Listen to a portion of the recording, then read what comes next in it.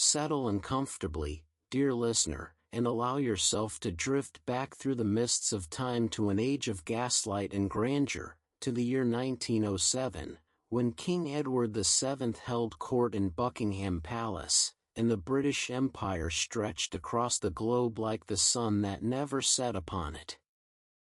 The first gentle fingers of dawn crept across the London skyline, painting the chimney pots and church spires in shades of rose and gold.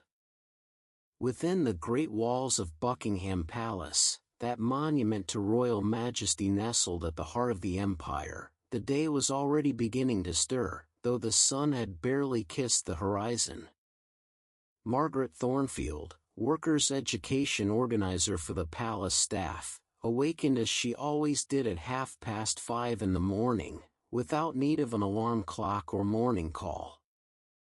Years of disciplined routine had trained her body to rise at this precise hour, her internal timepiece as reliable as the great clock of Big Ben that stood sentinel over Westminster, its chimes occasionally drifting across the morning air when the wind was just right. Her small room in the upper floors of the palace's east wing was modest but comfortable, a far cry from the opulent chambers that housed the royal family and their distinguished guests several floors below. The room measured perhaps 12 feet by 10, with a single window that looked out over the palace mews, where even now she could hear the gentle nickering of horses and the quiet movements of the early rising grooms beginning their morning duties. Margaret lay still for a moment, savoring the last wisps of warmth beneath her wool blanket and white cotton sheets, listening to the familiar symphony of the palace awakening. Through the walls, thin enough to carry sound but thick enough to provide privacy, she could hear the rustling of other servants beginning their day. The soft pad of footsteps in the corridor outside, the distant clatter of a washbasin, the creak of a door opening somewhere down the hall, all these sounds formed the gentle percussion of morning in the servants' quarters.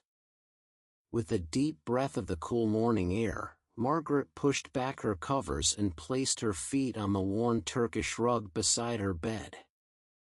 The floor beneath was cold oak, polished to a shine by years of footsteps, and she quickly slipped her feet into the soft felt slippers she kept positioned just so beside her bed each night.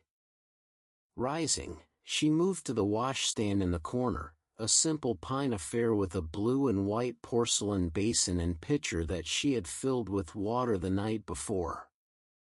The water was bracingly cold against her skin as she splashed it on her face, instantly banishing the last cobwebs of sleep.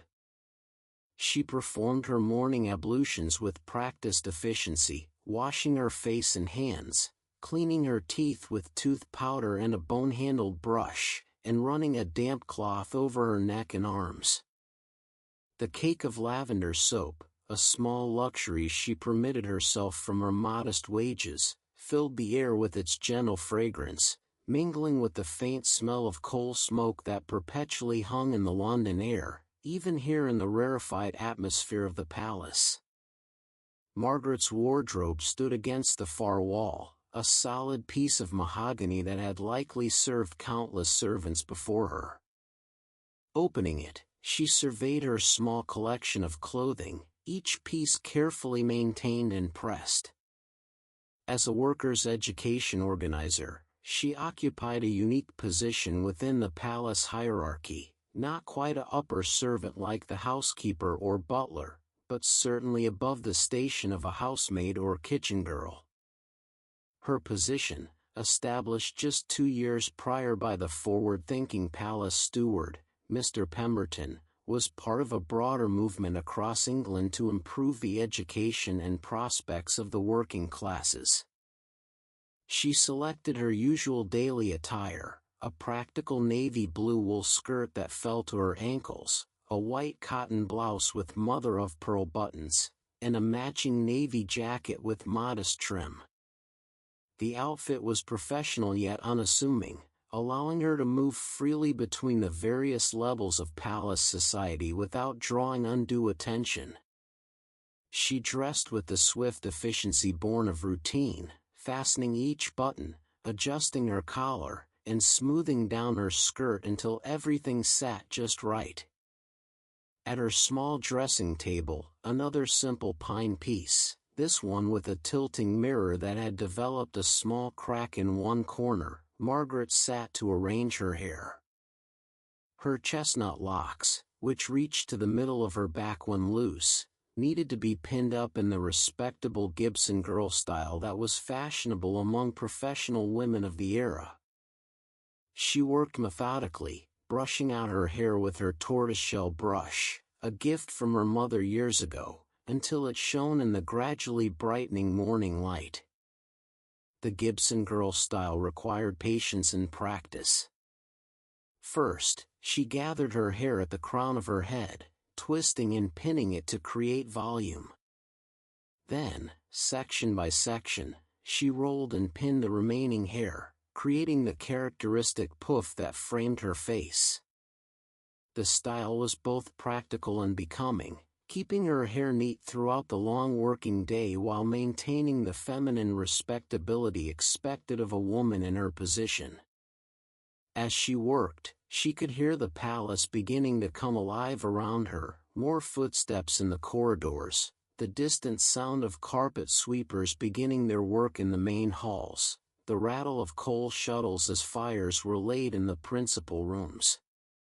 Once her hair was arranged to her satisfaction, Margaret pinned her small watch to her jacket, another necessity for someone whose day was governed by schedules and appointments. The watch face showed 20 minutes past 6. She had 40 minutes before breakfast in the servants' hall, just enough time for her morning constitutional through the palace corridors and her brief inspection of the education room where she conducted her evening classes. Standing, she gave herself a final inspection in the cracked mirror. Her reflection showed a woman of 32 years, with intelligent hazel eyes, a determined chin, and the kind of quiet dignity that came from years of self-improvement and dedication to a cause greater than oneself. Satisfied that she presented a respectable appearance, she collected her small leather portfolio containing her daily schedule and notes, and stepped out into the corridor. The hallway of the servants' quarters was lit by gas jets mounted at regular intervals along the walls, their soft hissing a constant backdrop to life in this part of the palace. The yellowish light they cast created pools of warmth in the otherwise cool corridor, and Margaret moved from one pool to the next, her footsteps muffled by the worn runner carpet that protected the floorboards. She passed other servants beginning their day, a housemaid carrying a tower of fresh linens, her arms straining under the weight but her pace steady, a footman adjusting his livery, the gold braiding catching the gaslight, one of the hall boys, barely 16, hurrying past with a coal scuttle in each hand, his face already smudged with coal dust despite the early hour. Margaret nodded to each in turn, offering quiet good mornings that were returned with respectful nods or small smiles. She had worked hard over the past 2 years to establish herself as approachable yet professional, someone the staff could trust with their educational aspirations without fear of judgment or ridicule. Descending the narrow back staircase that connected the servants' quarters to the main floors of the palace, Margaret emerged into one of the lesser corridors that ran parallel to the staterooms. Here, the decoration was more elaborate, though still modest compared to the areas frequented by the royal family and their guests. The walls were covered in green silk damask, and portraits of minor royal relatives and court officials gazed down from gilt frames. The carpet here was thicker, a rich burgundy that muffled footsteps almost completely, and the air held a different quality, a mixture of beeswax polish, fresh flowers from the constant arrangements that graced every room, and that indefinable scent of age and tradition that seemed to permeate every corner of the palace. Margaret made her way to the small room that had been allocated for her educational work. Located on the ground floor in what had once been a lesser morning room, it was perfectly situated, accessible to the servants during their brief periods of free time, yet tucked away enough not to interfere with the smooth running of the palace. The door was solid oak, with a small brass plaque that read "Education Room" in neat engraved letters. Unlocking the door with the key she kept on a chain at her waist, Margaret stepped inside and breathed in the familiar scent of books, ink, and chalk dust. The room was her sanctuary within the palace, a space she had gradually transformed from an empty chamber into a proper classroom. 3 long tables occupied the center of the room, each able to seat 6 students comfortably. A large slate board dominated one wall, and shelves lined the others, filled with books she had either purchased with funds allocated by Mr. Pemberton or received as donations from sympathetic members of the gentry who supported the cause of workers' education. The morning light was just beginning to filter through the tall windows that faced the inner courtyard, casting long shadows across the polished floor. Margaret moved to each window in turn, adjusting the heavy velvet curtains to allow in more light while still maintaining some protection for the books from the direct sun that would come later in the day. The courtyard outside was still quiet, though she could see a gardener already at work, carefully tending to the rose bushes that would bloom magnificently come summer. She walked slowly around the room, running her fingers along the spines of the books, checking that everything was in order for the evening's class. Tonight, she would be continuing the series on English history she had begun the previous month, focusing on the Tudor period. Many of her students, footmen, housemaids, even some of the outdoor staff when they could manage it, had shown particular interest in learning about the history of the very buildings in which they worked. On her desk, positioned near the windows to take advantage of the natural light, lay the materials for tonight's lesson. She had spent the previous evening preparing careful notes on the reign of Elizabeth I, knowing that she needed to make the subject both educational and engaging for students who had already put in a full day's physical labor. The trick, she had learned, was to include enough storytelling and human interest to keep their attention while still imparting genuine historical knowledge. Margaret settled into her desk chair for a few moments, reviewing her notes and making small adjustments. The chair, a gift from the housekeeper, Mrs. Davidson, who had become an unexpected ally in her educational efforts, was wonderfully comfortable, with a cushioned seat and back that supported her during the long hours she spent preparing lessons and marking the simple assignments she set for those students eager to practice their writing skills. As she worked, the sounds of the palace continued to build around her. She could hear the rumble of carts in the courtyard as deliveries began to arrive, fresh produce for the kitchens, coal for the countless fireplaces, flowers for the day's arrangements, newspapers and correspondence for the royal household. The palace was like a small city unto itself, requiring constant supplies and maintenance to function properly. The small clock on her desk chimed the quarter hour, 6:45. Time to make her way to the servants' hall for breakfast. Margaret carefully locked her desk drawers, where she kept the more valuable books and the writing supplies she distributed to her students, and stood, smoothing down her skirt once more. As she turned to leave, a shaft of morning sunlight broke through the clouds and streamed through the window, illuminating the room in golden light. The dust motes danced in the beam like tiny spirits, and for a moment, Margaret stood transfixed by the simple beauty of the scene. The journey to the servants' hall took Margaret through the Byzantine network of corridors and passages that formed the working heart of Buckingham Palace.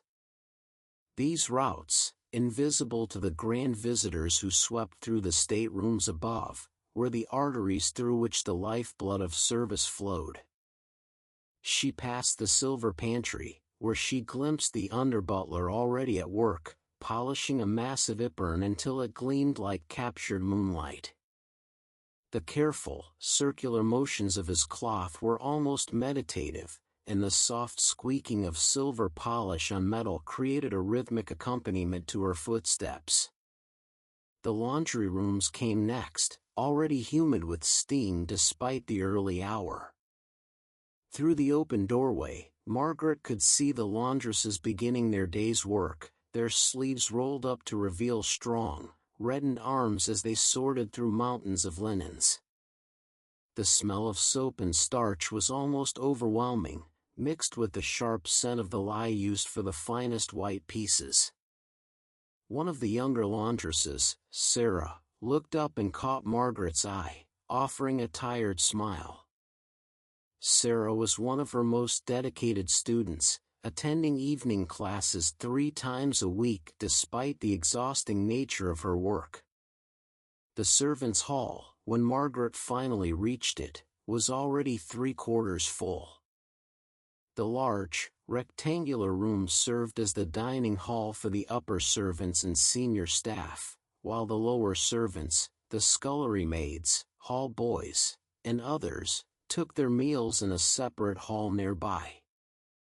The distinction in dining arrangements was just one of many subtle hierarchies that govern life below stairs, a complex social structure that mirrored, in its own way, the elaborate protocols of the world above. The room itself was pleasant enough, with whitewashed walls decorated with a few prints of countryside scenes and a large clock that kept impeccable time.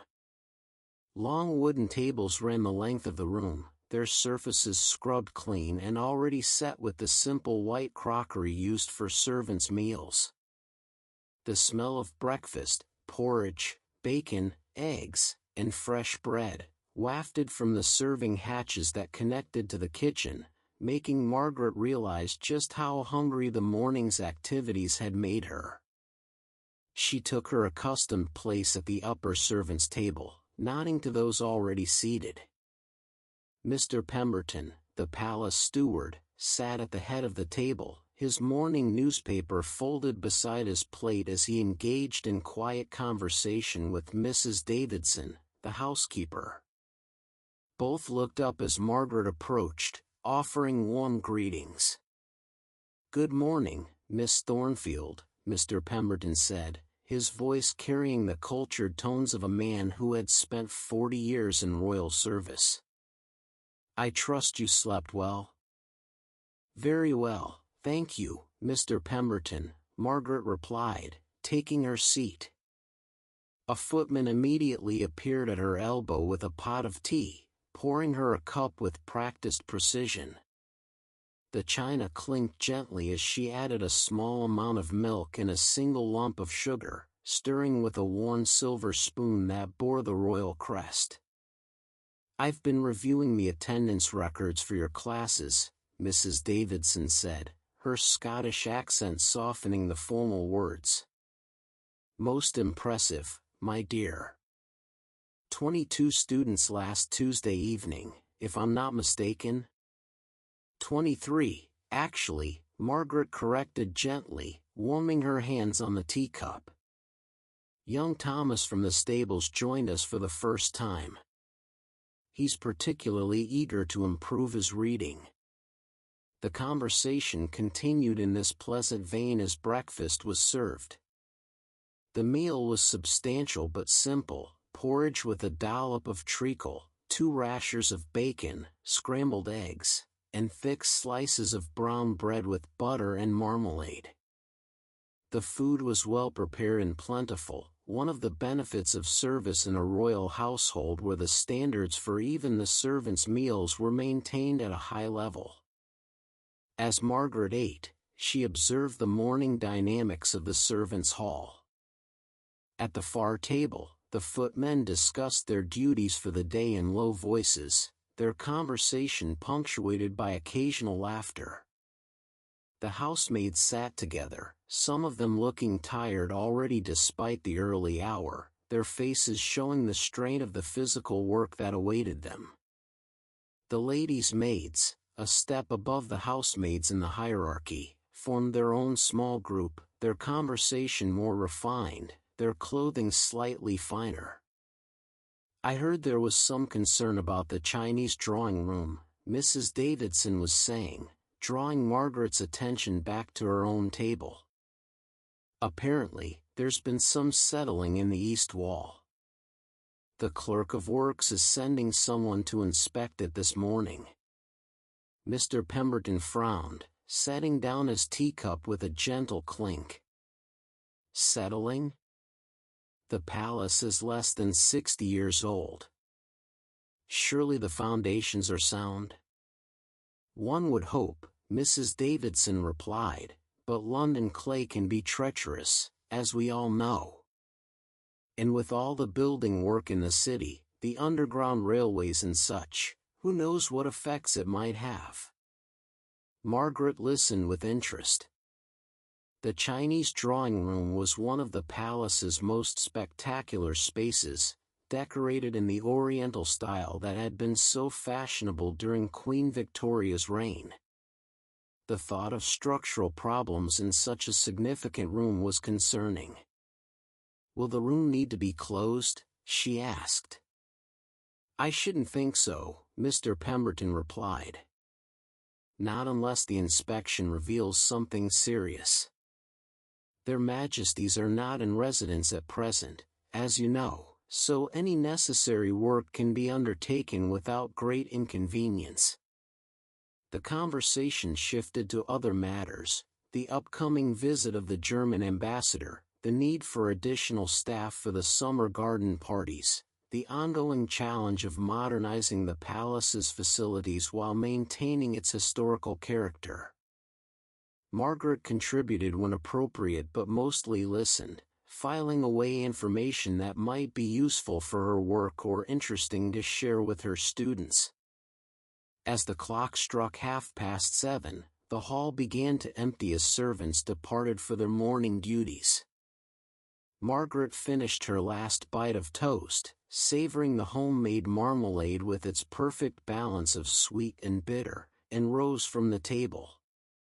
"Miss Thornfield," Mr. Pemberton called as she turned to leave. "A word, if you please." She returned to his side, and he lowered his voice. "I've received a letter from the Board of Education. They're very interested in our experiment here and would like to send an inspector to observe your classes. Would next month be suitable?" Margaret's heart quickened with both excitement and apprehension. An inspection could lead to broader support for workers' education programs, but it also meant increased scrutiny of her methods and results. "Of course, Mr. Pemberton.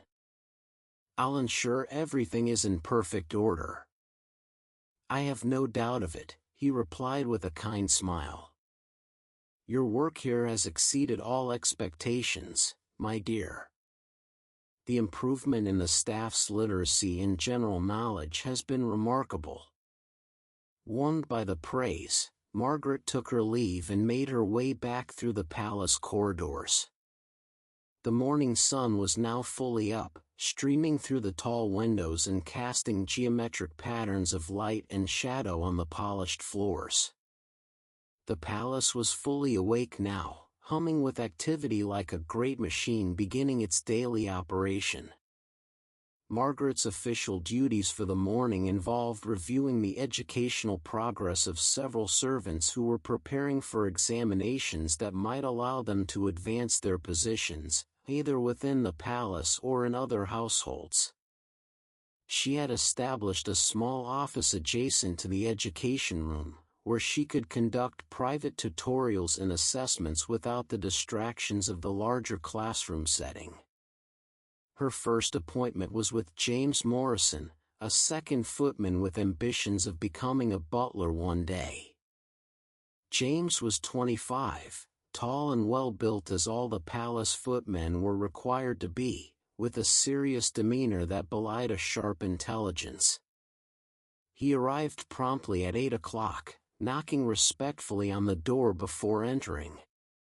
"Good morning, James," Margaret greeted him, gesturing to the chair across from her desk. "How are your studies progressing?" James sat carefully, mindful of his livery. "Well enough, Miss Thornfield, though I confess the arithmetic gives me some trouble still." Margaret opened the ledger where she kept notes on each student's progress. James had been attending her classes for 18 months and had made remarkable strides in his reading and writing. His copperplate handwriting, essential for a butler who might need to maintain household accounts and correspondence, was now quite accomplished. "Let's review the household accounts exercise I gave you last week," she suggested, and James produced a carefully folded paper from his pocket. For the next half hour, they worked through the complex calculations required for managing a household budget. Margaret guided him patiently through the process of calculating servants' wages, tracking expenditures for food and supplies, and maintaining the precise records that would be expected of a senior servant. James's brow furrowed in concentration as he worked, the pencil moving carefully across the paper as he double-checked each sum. "You see," Margaret explained, pointing to one column of figures, "when calculating the quarterly expenses, you must remember to account for seasonal variations. Coal consumption in winter, for instance, or the additional supplies needed for the season when entertaining increases." James nodded, making careful notes in the margin of his paper. His dedication was admirable, especially considering he had already been up since 5 that morning, helping to prepare the staterooms for the day. As they worked, the sound of footsteps and voices in the corridor outside provided a constant backdrop. Occasionally, Margaret could hear the rumble of trolleys carrying supplies or the distinctive voice of the butler, Mr. Whitmore, directing operations with military precision. After James departed for his duties, Margaret had a brief respite before her next appointment. She used the time to update her records, noting James's progress in areas that still needed work. The morning sun had climbed higher now, and the light in her office had shifted from golden to clear white, perfect for the detailed work of record-keeping. Her next student was Mary Patterson, a parlor maid who showed exceptional promise. Mary had learned to read only after entering service at the palace 3 years ago, but her progress had been extraordinary.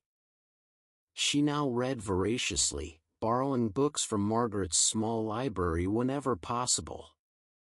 Mary arrived slightly out of breath, having hurried from her morning duties in the blue drawing room. A few wisps of auburn hair had escaped from beneath her cap, and she tucked them back hastily as she sat down. "I'm so sorry I'm late, Miss Thornfield," she said breathlessly. "Mrs. Davidson needed me to help with inventorying the linens." "Not at all, Mary.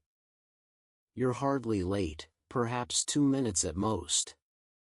Now, did you finish the essay I assigned?" Mary's face lit up as she produced several sheets of carefully written paper. "I did, miss. Though I'm not sure it's quite what you wanted. Writing about a day in my life seemed so ordinary." Margaret took the papers and began to read, her expression growing more pleased with each paragraph. Mary had written a thoughtful, observant piece about her daily routine, but she had elevated it beyond mere description. She had included reflections on the dignity of service, the satisfaction of maintaining beautiful spaces, and the privilege of working in a place where history was being made daily. "This is excellent, Mary," Margaret said warmly. "Your use of descriptive language has improved tremendously.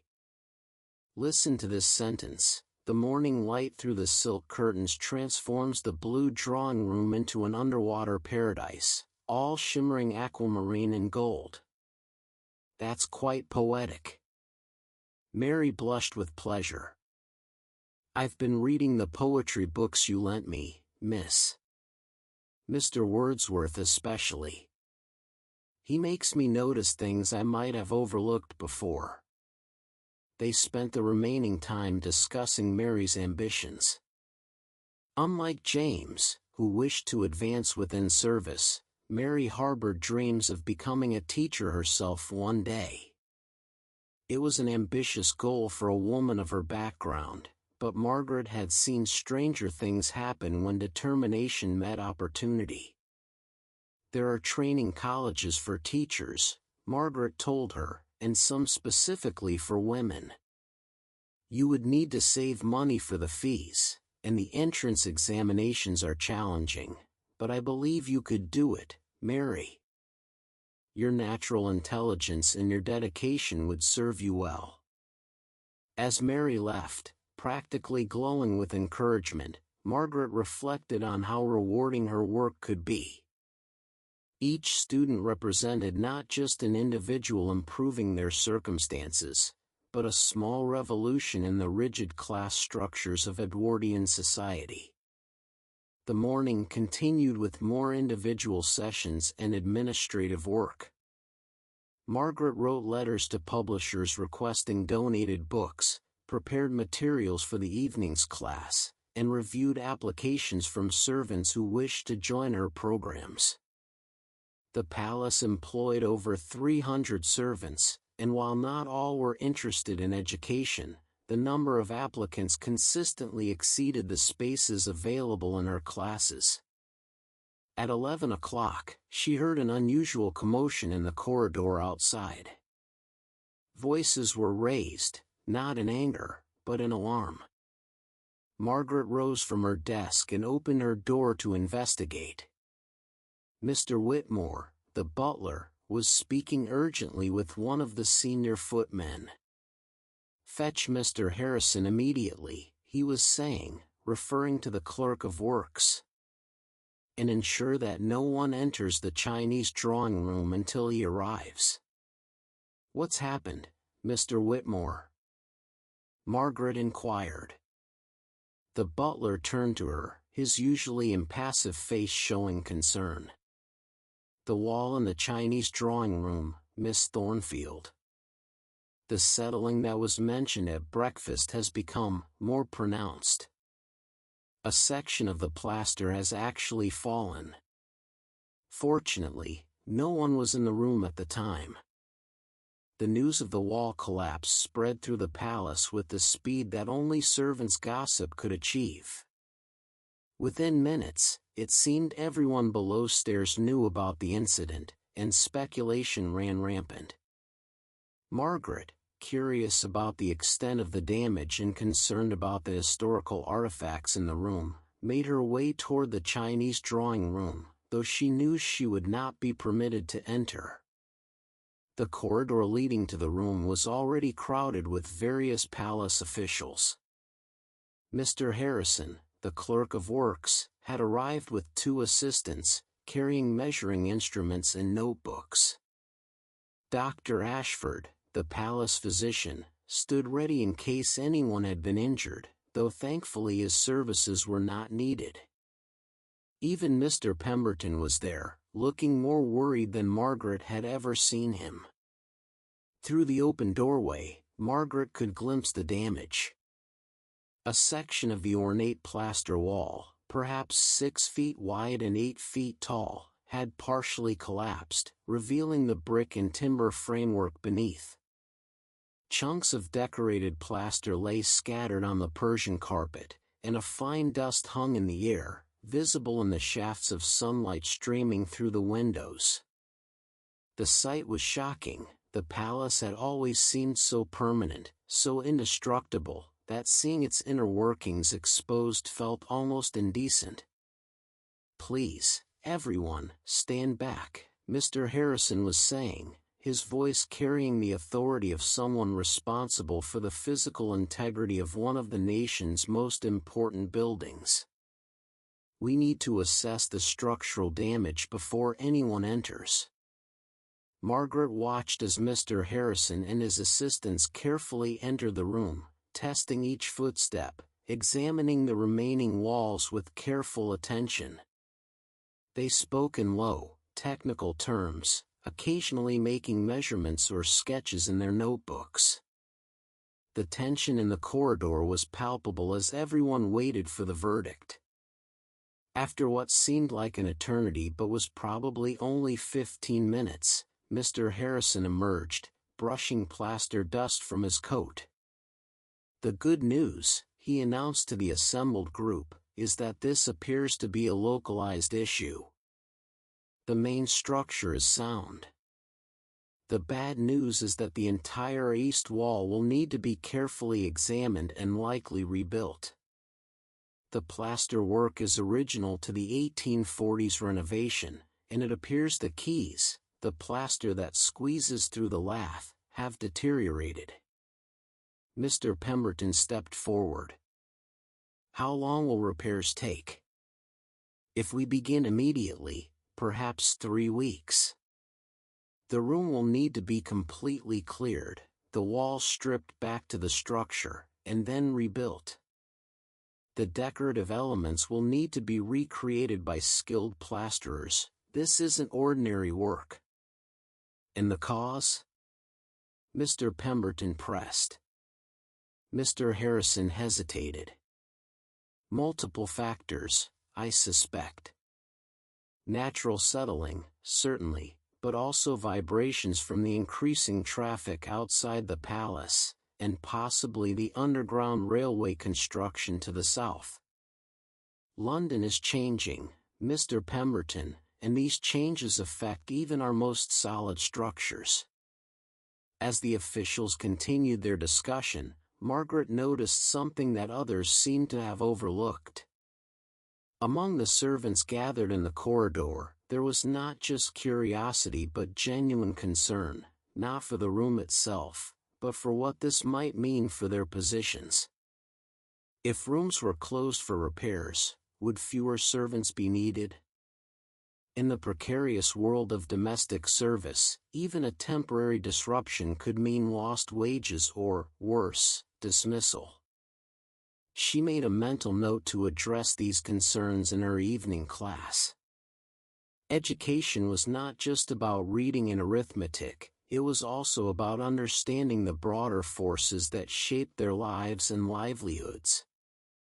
The crowd gradually dispersed as it became clear there would be no immediate dramatic developments.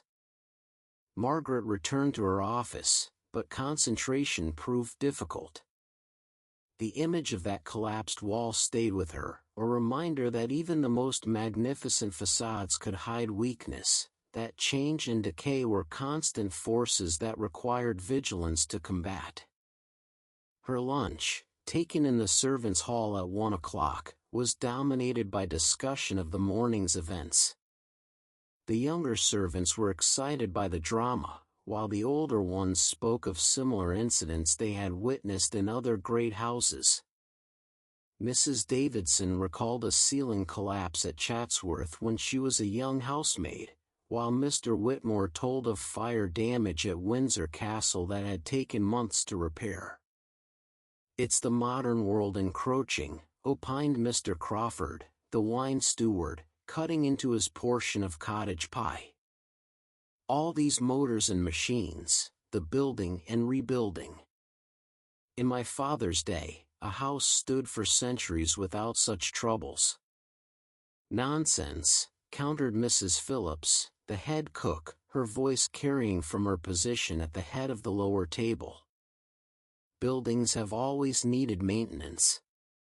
It's just that now we have better ways to fix them. My grandmother told stories of entire wings of country houses closed off because no one could afford the repairs." Margaret listened to the debate with interest, noting how the incident had sparked broader discussions about change, tradition, and the future of service. These were exactly the kinds of topics she tried to incorporate into her classes, the intersection of personal experience and societal transformation. The afternoon brought a change in Margaret's routine. With the Chinese drawing room incident requiring various adjustments to the palace schedule, she found herself with an unexpected free hour. Rather than return immediately to her office, she decided to take a walk through the palace gardens, something she rarely had time to do during daylight hours.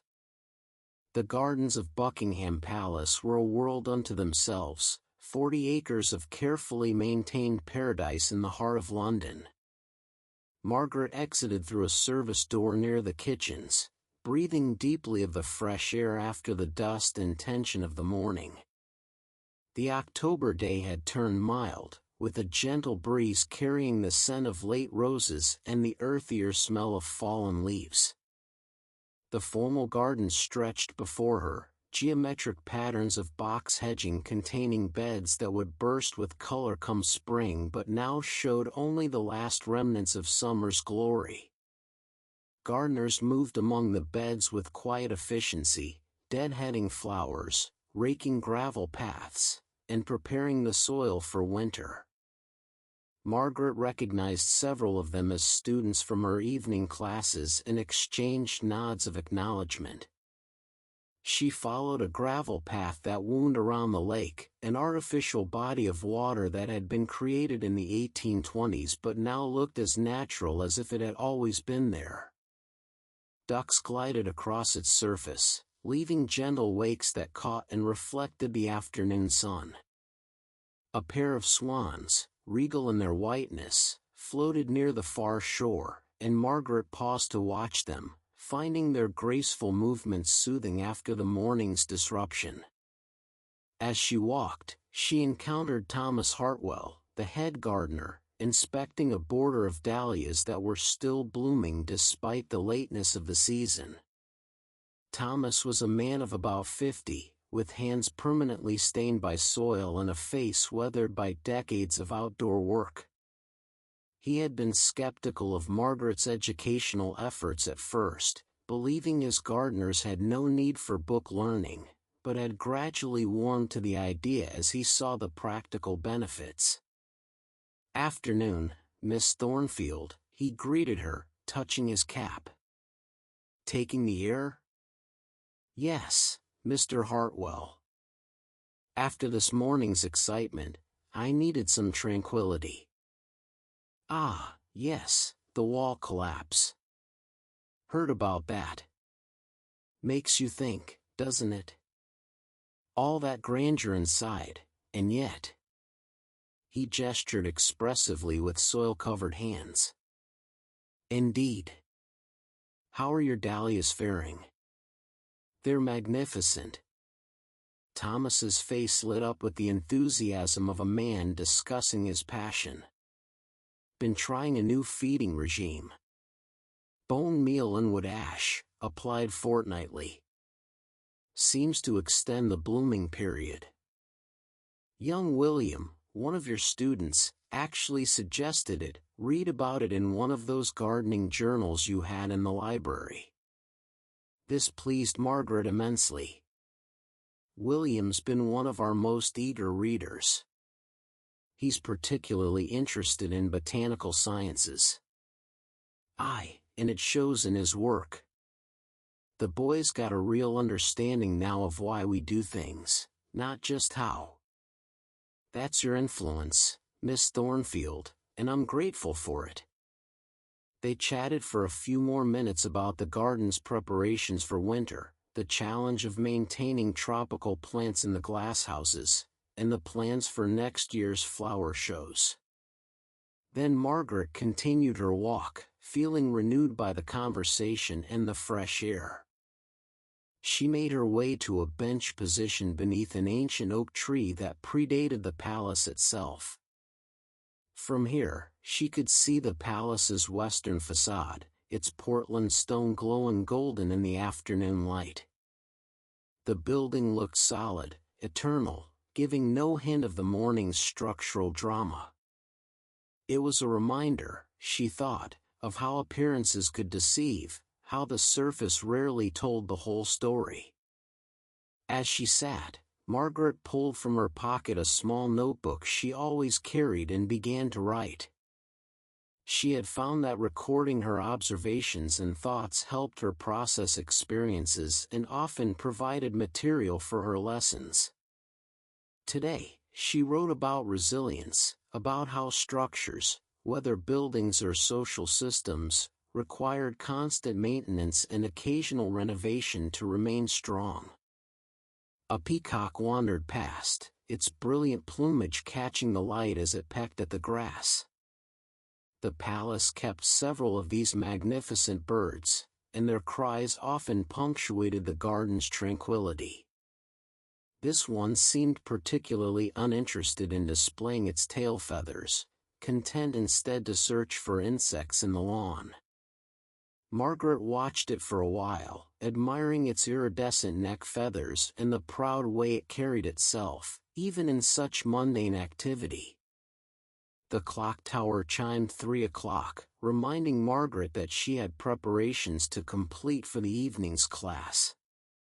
She rose from the bench, brushing a few fallen leaves from her skirt, and made her way back toward the palace.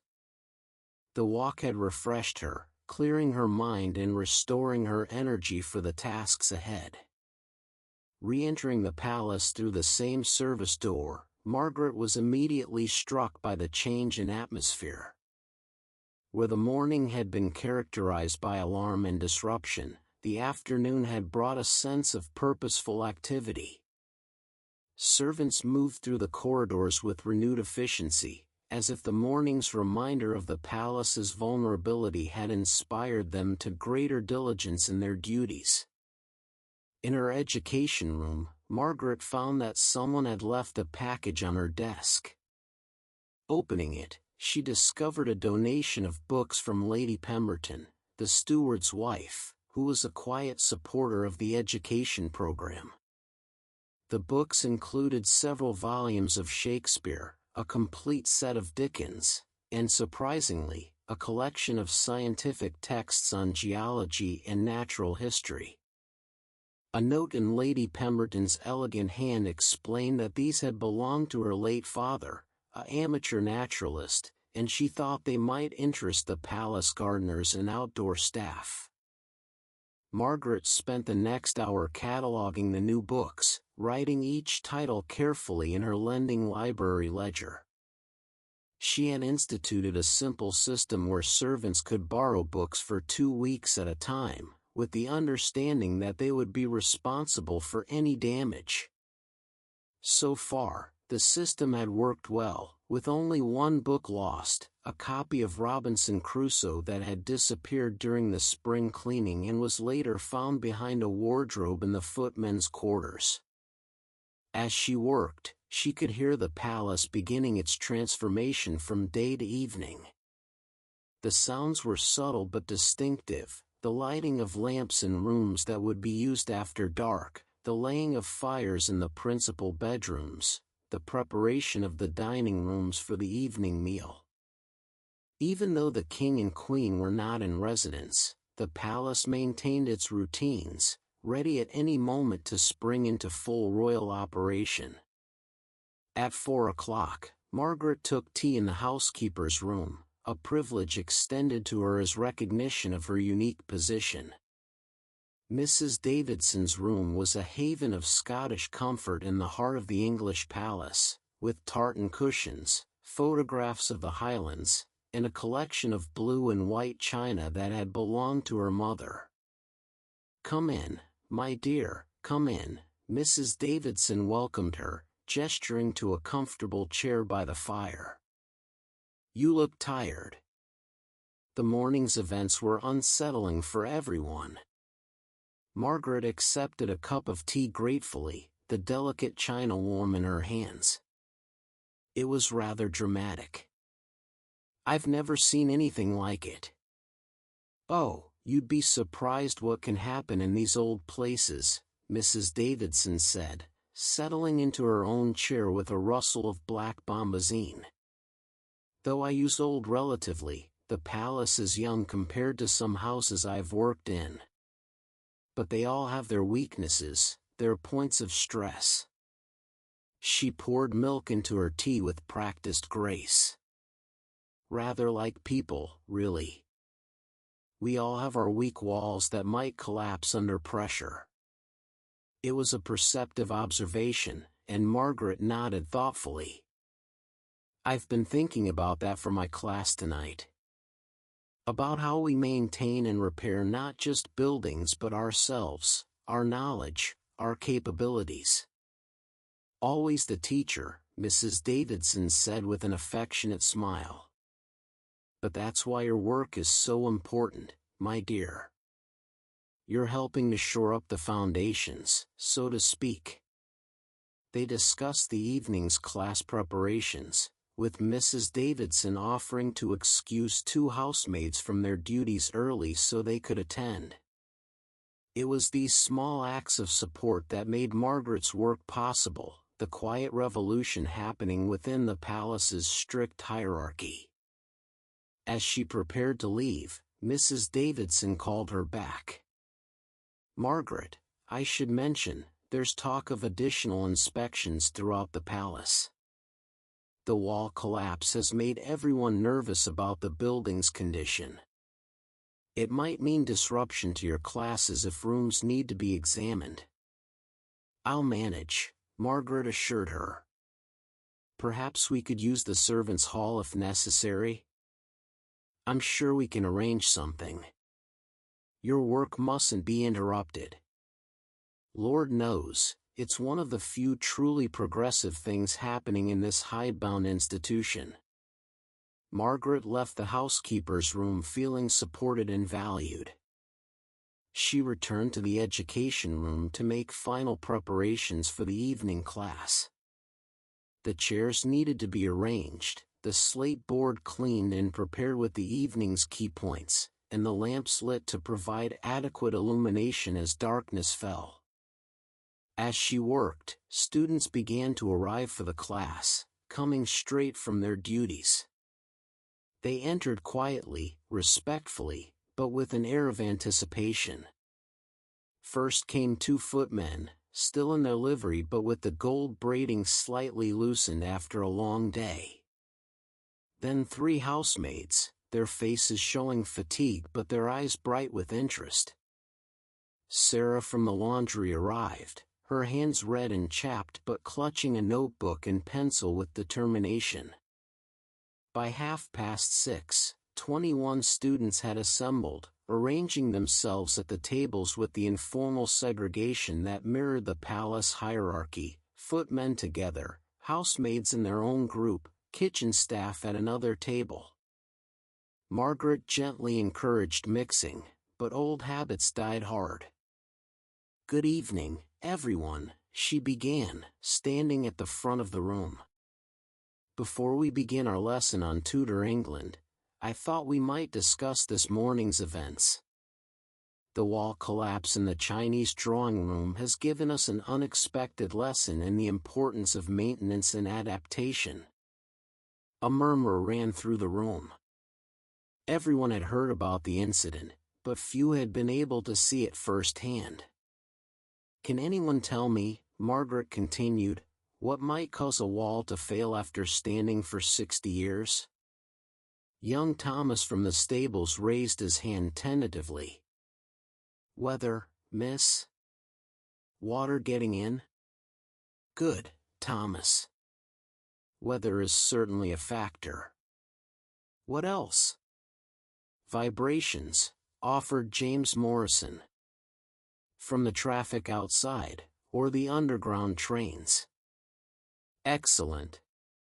And what does this tell us about the nature of buildings, or indeed, any structure, including society itself?" The question sparked a lively discussion. Students offered opinions about change, maintenance, the need for constant vigilance. One of the older footmen, usually silent in class, surprised everyone by drawing a parallel to the British Empire itself, seemingly solid but perhaps hiding weaknesses that needed addressing. Margaret guided the discussion skillfully, then transitioned to the planned lesson on the Tudor period. She had prepared a narrative about Hampton Court Palace, another royal residence that had survived since the time of Henry VIII, adapting and changing with each generation while maintaining its essential character. When Cardinal Wolsey built Hampton Court, she explained, writing key dates on the board, he created one of the finest palaces in Europe. But he lost it to Henry VIII, reminding us that even the mightiest structures can change hands. The palace has survived fire, rebuilding, and countless modifications. It stands today because each generation has maintained and adapted it. She saw several students making notes, their pencils scratching across paper in the lamplight. The connection between historical buildings and their own lives and service was not lost on them. As the lesson progressed, Margaret wove together threads of history, architecture, and social observation. She spoke of how Hampton Court had evolved from a medieval palace to a Tudor showpiece, then been partially rebuilt in the Baroque style under William and Mary. Each transformation reflected the changing tastes and needs of its occupants, just as Buckingham Palace had grown from a private house to the principal royal residence. "Consider the kitchens at Hampton Court," she said, knowing this would interest the palace kitchen staff in attendance. Built to feed a court of hundreds, with roasting hearths large enough for whole oxen. Compare that to our modern kitchens here, with their closed ranges and modern conveniences. Progress, certainly, but built on foundations laid centuries ago. Mrs. Bennet, an undercook who rarely spoke in class, raised her hand. "Miss Thornfield, is it true they had no proper ovens in Tudor times? Only open fires?" "They had bread ovens," Margaret replied, pleased by the question. "Built into the walls, heated with wood fires that were then raked out before the bread was inserted. The residual heat would bake the loaves. Rather like our modern range ovens, but requiring much more skill to judge the temperature." The discussion continued, with students drawing parallels between historical service and their own experiences. Margaret introduced vocabulary words: yeoman, groom of the chamber, Lord Chamberlain, explaining how these Tudor positions had evolved into the modern service hierarchy they knew. At one point, a rumbling from outside caused everyone to look up. The sound of heavy wheels on cobblestones was followed by muffled voices. Through the window, they could see torches flickering in the courtyard. "The materials for the wall repair," James Morrison observed. "They're bringing them in under cover of darkness to avoid disrupting tomorrow's daytime activities." It was a perfect teaching moment. Just as in Tudor times, Margaret noted, the great houses maintained themselves through constant, often invisible labor. The courtiers at Hampton Court saw only the magnificence, not the army of servants working through the night to maintain it. The class continued until 8 o'clock, with Margaret assigning reading from one of the newly donated history books and asking students to write a brief comparison between a Tudor servant's day and their own. As the students filed out, many stopped to thank her or ask questions about the assignment. Sarah lingered, approaching Margaret's desk hesitantly. "Miss Thornfield, I've been thinking about what you said about teachers' colleges. Do you really think someone like me could?" "I do, Sarah," Margaret said firmly. "Your dedication and intelligence are evident. It would require sacrifice and hard work, but you've already shown you're capable of both." Sarah's face glowed with hope. "My mother was a laundress too, and her mother before her.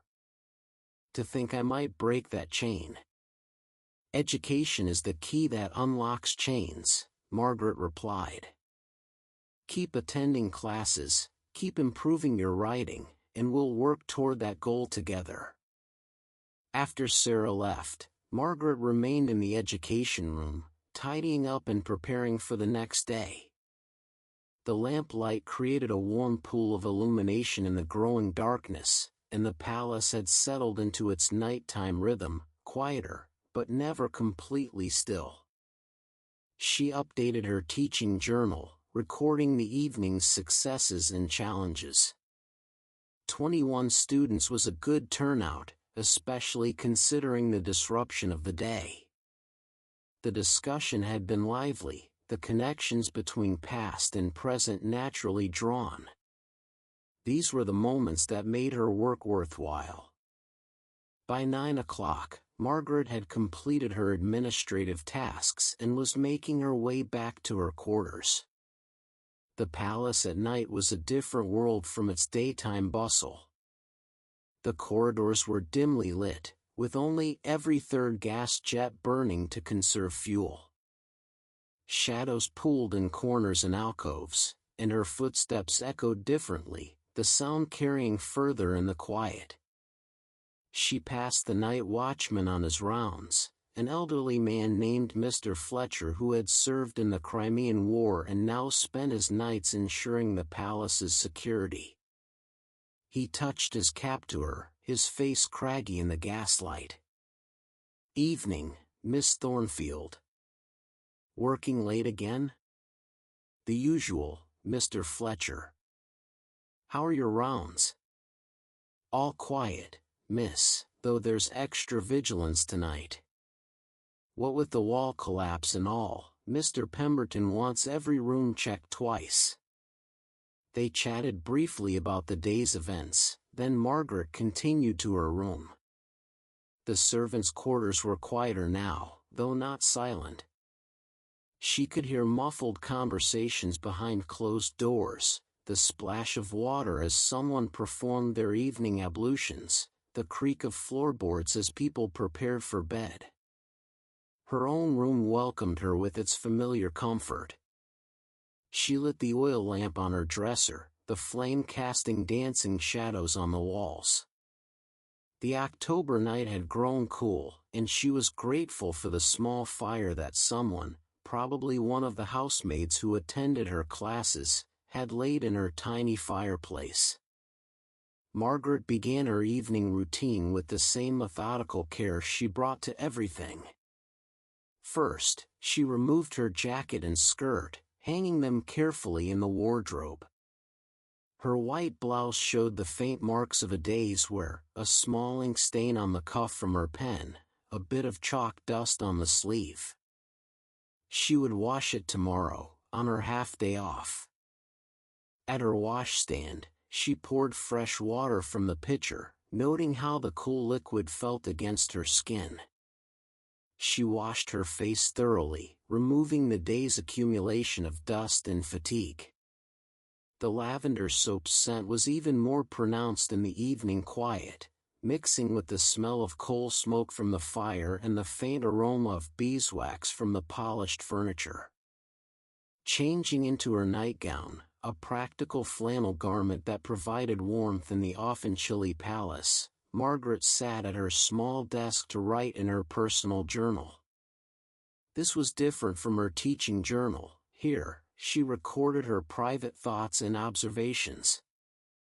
October 15, 1907, she wrote in her neat hand.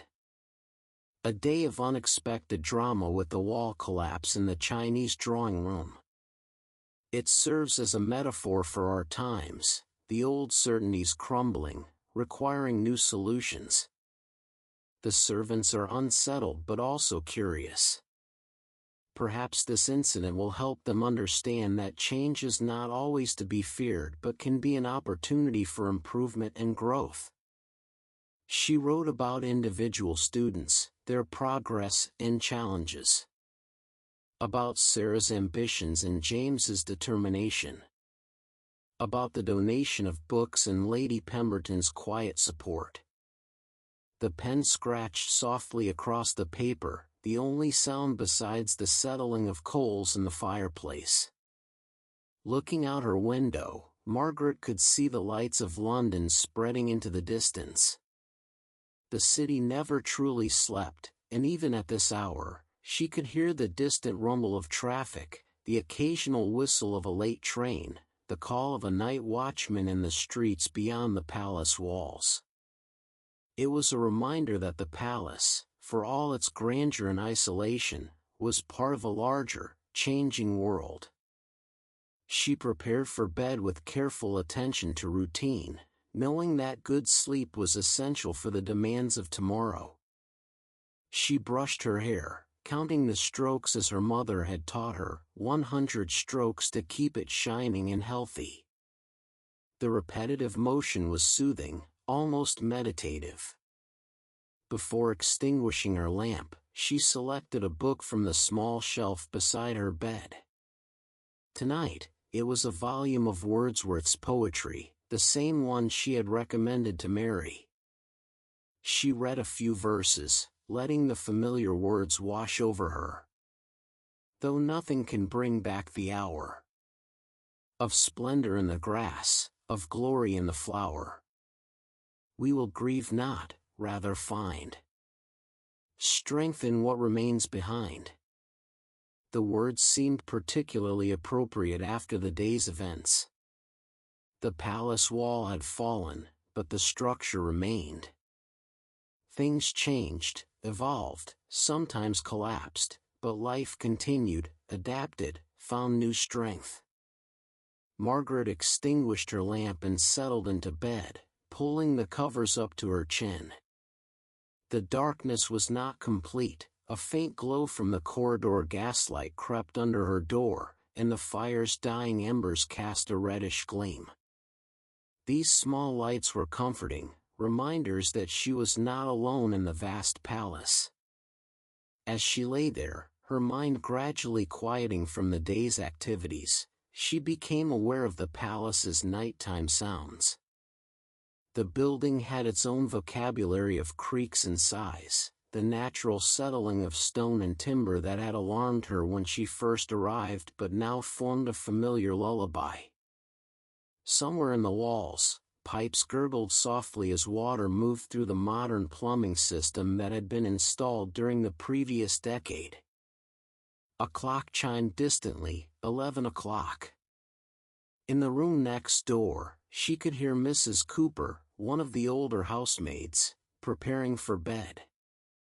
The walls were thin enough that she could make out the woman's movements, the splash of water, the rustle of clothing, the squeak of bed springs. Mrs. Cooper had been in service for 40 years, starting as a scullery maid at the age of 12. She had told Margaret once that she had never slept anywhere but servants' quarters, had never known any life but service. It was both a testament to dedication and a reminder of the limited choices available to women of their class. Margaret's thoughts drifted to the collapsed wall and what it represented. Change was coming to this world of rigid hierarchies and ancient traditions. The education she provided was part of that change, giving servants tools to imagine and perhaps achieve different futures. But change was also frightening, threatening to those who had found security in the established order. A sudden sound made her alert, footsteps in the corridor, quicker than the measured pace of the night watchman. They passed her door without stopping, heading toward the stairs. Probably a servant called to attend to some late-night requirement. Even at this hour, the palace machinery continued to function, ready to respond to any need. As midnight approached, Margaret felt herself drifting toward sleep. Her body, tired from the day's exertions, began to relax into the mattress. Her breathing deepened and slowed, matching the rhythm of the palace's nighttime breathing, the draw of air through ventilation shafts, the whisper of drafts through corridors, the collective respiration of hundreds of souls sheltered within these walls. She thought of tomorrow, another full day of teaching, organizing, encouraging. There would be a staff meeting to discuss the wall repairs and their implications. She needed to prepare materials for the Board of Education inspector's eventual visit. Several new students had expressed interest in joining her classes, requiring assessment and placement. But for now, in this quiet hour, she allowed herself to simply exist in the moment. The bed was warm, the pillow soft beneath her head. The familiar sense of her room, lavender, coal smoke, the faint mustiness of old building, created a cocoon of comfort. Tomorrow would bring its challenges and opportunities, but tonight, she could rest. The palace in the deep hours of the night was a different realm entirely. As Margaret slept, her dreams mixing memories of the day with fragments of the history she taught, the great building continued its nocturnal existence. In the basements, the night engineers tended the boilers that provided hot water and heating, their work lit by the hellish glow of the furnaces. The massive coal-fired boilers required constant attention, their appetites for fuel insatiable. In the staterooms, Mr. Fletcher made his rounds, his bullseye lantern casting circles of light that briefly illuminated priceless paintings, ancient furniture, and the damaged Chinese drawing room, now sealed off with a velvet rope and a discreetly placed sign. He checked windows, tested doors, ensuring that the palace's treasures remained secure. The kitchen staff had long since retired, but the great ranges still radiated warmth, their iron surfaces ticking as they cooled. In the pantries, mousetraps sat baited and ready, part of the eternal war against vermin that every great house waged. The palace cats, a semi-official force of pest controllers, prowled the corridors and storerooms, their eyes gleaming in the darkness. In the stable block, the horses slept standing in their stalls, occasionally stamping or snorting. The night groom sat in a chair tilted against the wall, dozing but ready to respond if any of the valuable animals showed signs of distress. The palace maintained 40 horses for various purposes, riding horses for the royal family, carriage horses for state occasions, and work horses for daily transportation needs. As 2 o'clock chimed on the palace clocks, each slightly out of synchronization with the others, creating a cascade of bells that rippled through the building, Margaret stirred in her sleep but did not wake. Her dreams had taken her to a classroom where tutor servants sat alongside Edwardian ones, all listening as she explained the unchanging nature of service and duty across the centuries. At 4 o'clock, while most of the palace still slumbered, the first stirrings of the new day began. In the kitchen, the earliest rising staff, the baker and his assistant, arrived to begin preparing the day's bread.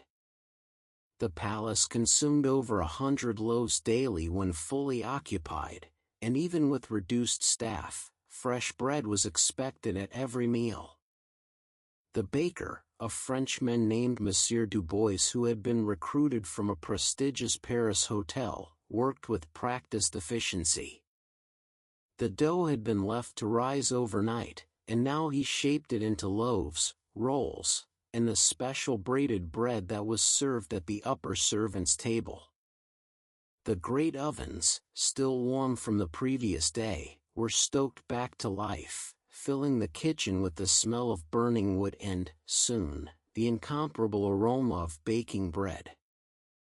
In her room, Margaret remained deep in sleep, her body recovering from the day's exertions.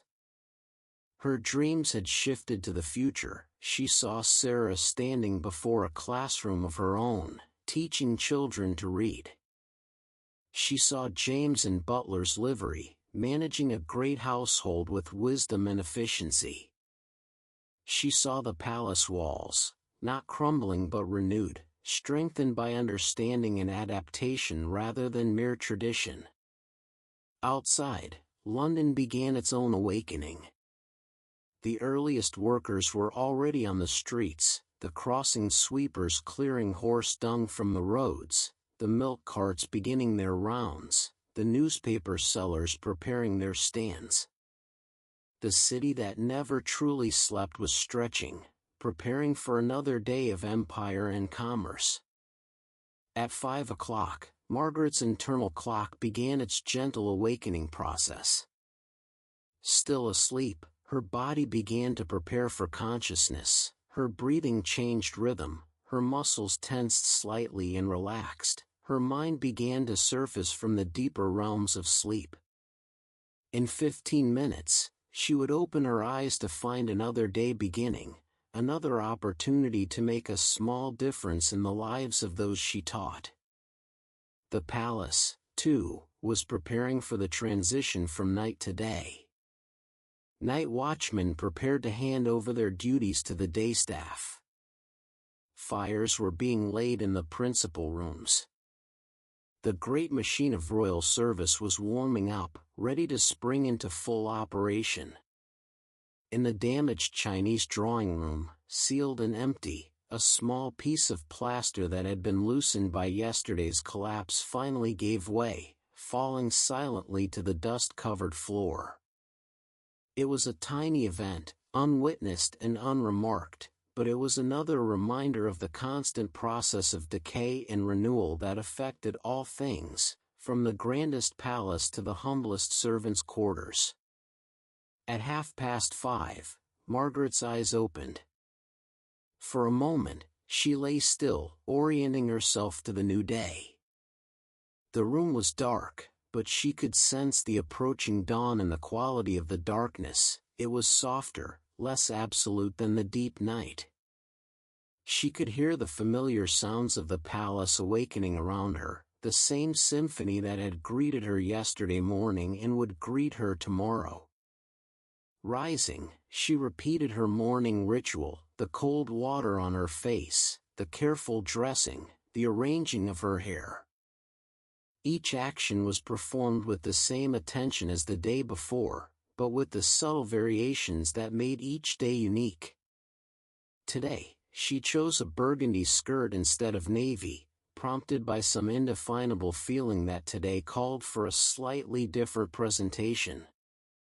As she pinned her watch to her jacket, she thought about the day ahead. The wall collapse would still be the talk of the palace, but already it would be transforming from crisis to managed problem. Workers would arrive to begin repairs. Life would continue around the damage, adapting and adjusting as it always did. She had planned a special addition to tonight's class, a discussion of how buildings were constructed, using the exposed wall in the Chinese drawing room as a teaching opportunity. Mr. Harrison had agreed to speak to her students about the principles of architecture and structural engineering, translating his expertise into terms that servants could understand and appreciate. Stepping out into the corridor, Margaret began another day of her quiet revolution. Each student she taught, each mind she opened to new possibilities, was another small crack in the rigid walls of class distinction. Unlike the palace wall, these cracks were not signs of weakness but of growth, of a structure adapting to new pressures and possibilities. The morning proceeded much as the previous one had: breakfast in the servants' hall, individual tutoring sessions, administrative work. But there were differences too. The conversation at breakfast was less alarmed, more philosophical about the wall collapse. Her students seemed more focused, as if the reminder of impermanence had sharpened their appetite for learning. During her morning break, she encountered the team of craftsmen who had arrived to begin the wall repairs.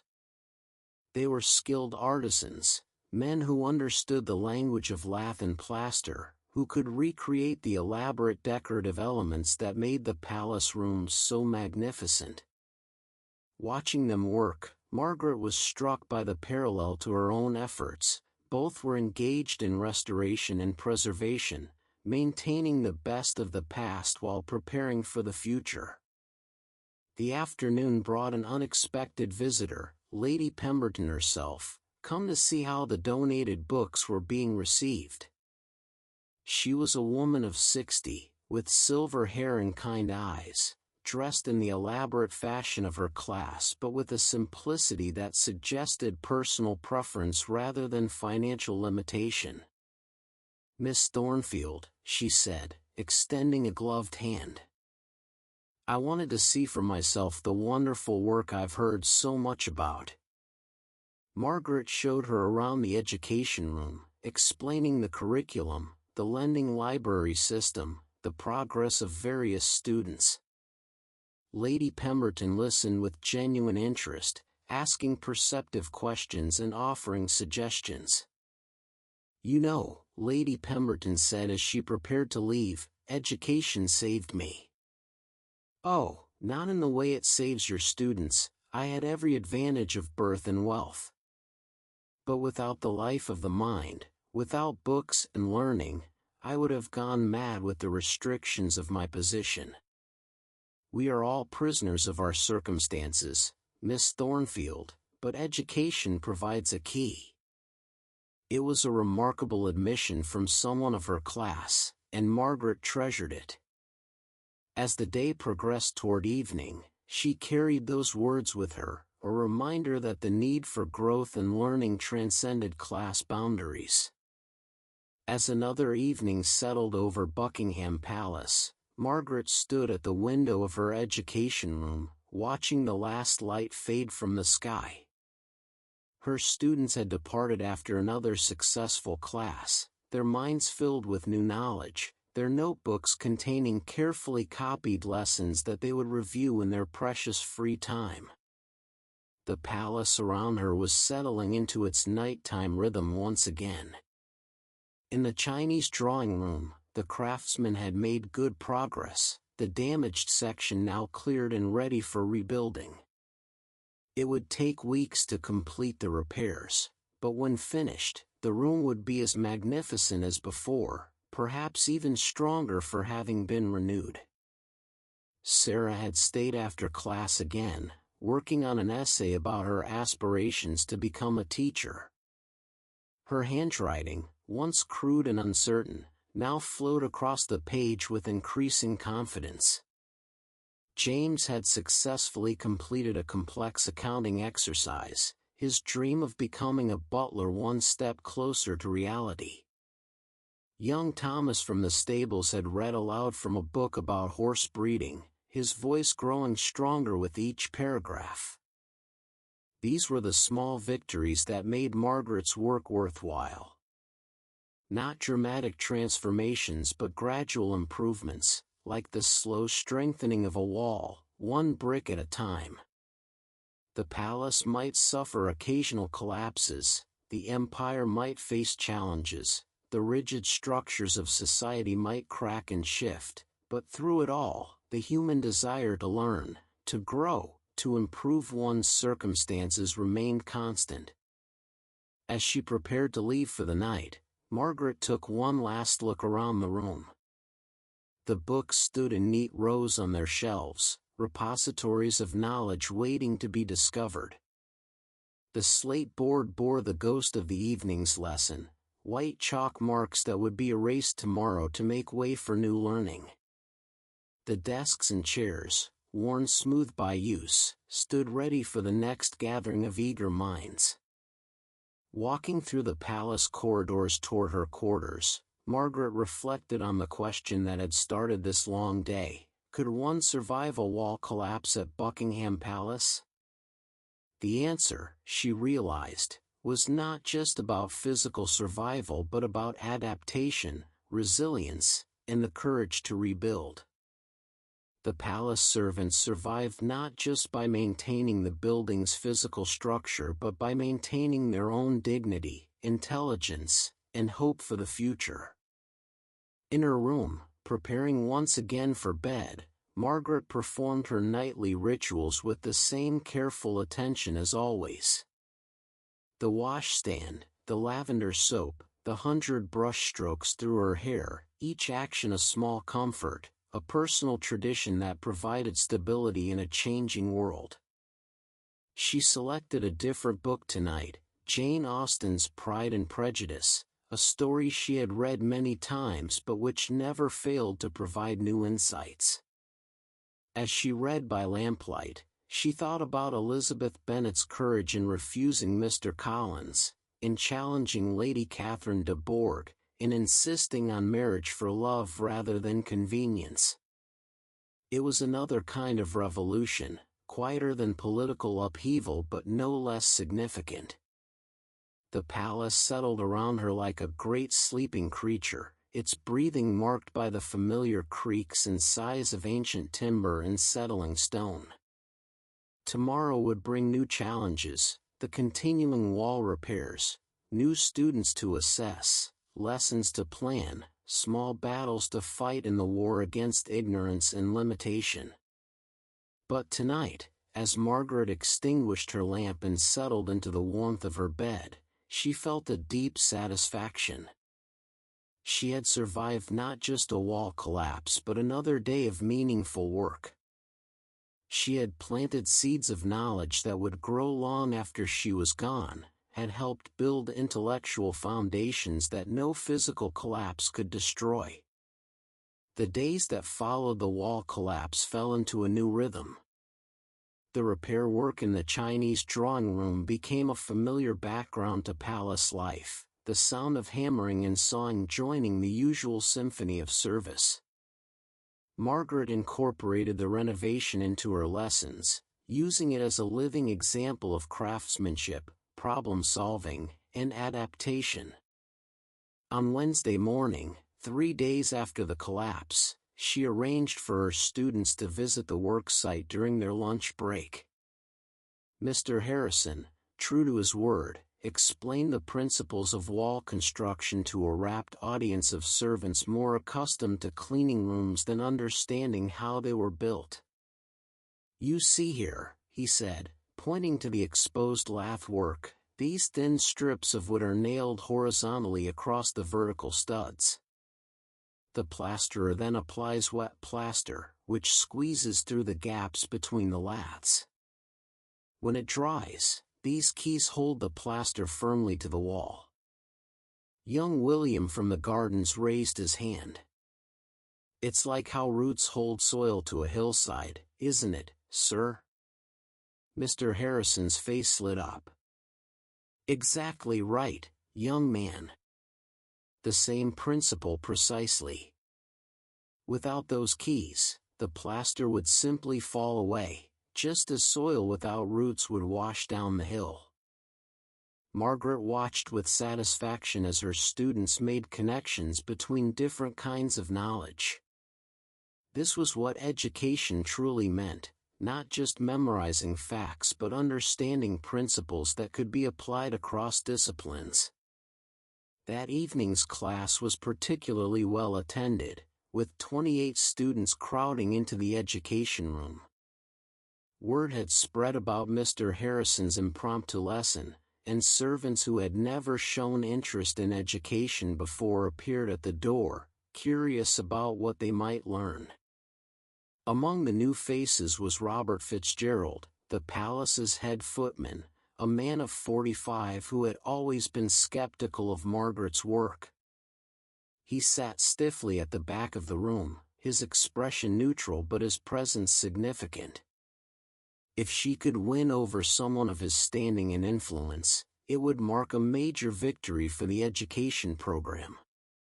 Margaret began the evening's lesson with a discussion of the history of building techniques, from medieval timber framing to modern steel construction. She had prepared simple drawings on the slate board, showing how architectural methods had evolved over centuries. "Consider Westminster Hall," she said, "built in 1097, with a hammer beam roof added in the 1390s that still stands today. 600 years, and still sound. Why? Because the builders understood the principles of weight distribution and structural support. She drew a simple diagram of a hammer beam roof, explaining how the weight was transferred from the roof to the walls without requiring supporting pillars that would obstruct the hall below. Several students copied the diagram into their notebooks, their concentration intense. Now, Margaret continued, who can tell me how this relates to our daily work? Mary Patterson raised her hand. When removing heavy furniture, miss, we need to understand weight distribution too. How to lift properly, how to use leverage. Excellent, Mary. What else? James Morrison spoke up. In the butler's pantry, the way we stack the silver plates, the heaviest at the bottom, creating a stable base. It's the same principle. Even Robert Fitzgerald nodded slightly at this, recognizing the truth in the observation. The class continued with discussions of famous buildings and their construction, from the Egyptian pyramids to St. Paul's Cathedral. Margaret wove in stories of the workers who had built these structures, emphasizing that every great building was the product of countless ordinary people applying their skills and knowledge. As the students filed out at the end of class, Robert Fitzgerald approached her desk. Miss Thornfield, he said formally, I must admit, I've been wrong about your work here.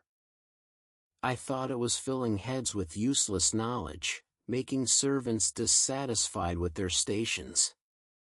But I see now that you're teaching them to think, to understand their work more deeply. Thank you, Mr. Fitzgerald, Margaret replied. Knowledge doesn't make one dissatisfied with honest work, it makes one capable of doing that work with greater skill and dignity. He nodded thoughtfully. I wonder, might you have room for one more student? I've been head footman for 20 years, but there's always more to learn. It was a breakthrough moment. Having the head footman as a student would lend enormous credibility to the education program. Other senior servants who had been hesitant might now come forward. A week after the wall collapse, the palace had fully adapted to the renovation work. The Chinese drawing room remained closed, but the craftsmen had made remarkable progress. The damaged section had been completely removed and rebuilt, and now the delicate work of recreating the ornamental plaster was beginning. Margaret had arranged for her advanced students to observe the ornamental plasterer at work. Master craftsman Giuseppe Antonelli, brought specially from Italy for his expertise in historical restoration, was creating the elaborate moldings that would match the room's original decoration. Watch, he said in accented English, his hands moving with practiced grace as he shaped wet plaster into an elaborate acanthus leaf. The plaster, she must be exactly the right consistency, too wet, she will not hold the shape. Too dry, she will crack. Is like making pasta, no? The students watched, mesmerized, as the decoration took shape under his skilled hands. Here was artistry combined with craftsmanship, creativity merged with technical skill. Margaret saw several students unconsciously moving their hands, mimicking the craftsman's movements, imagining themselves creating such beauty. Sarah whispered to Margaret, "It's like he's writing in 3 dimensions, isn't it, miss? Creating meaning through shape instead of words."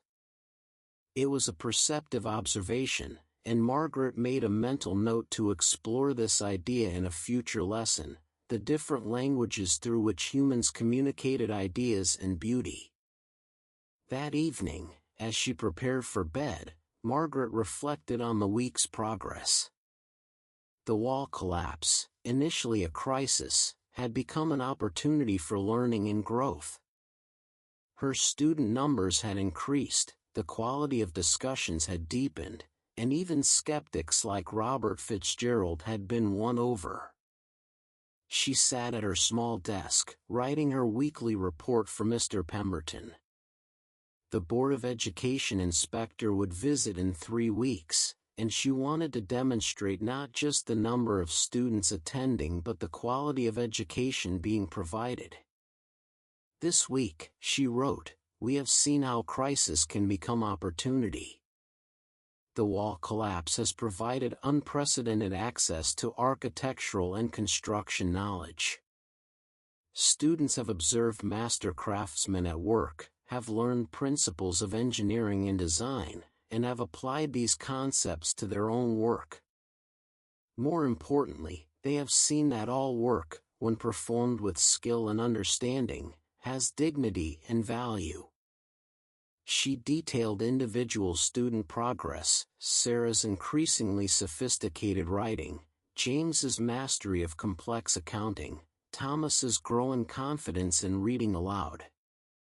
She mentioned Robert Fitzgerald's conversion from skeptic to student, a development that would surely impress the inspector.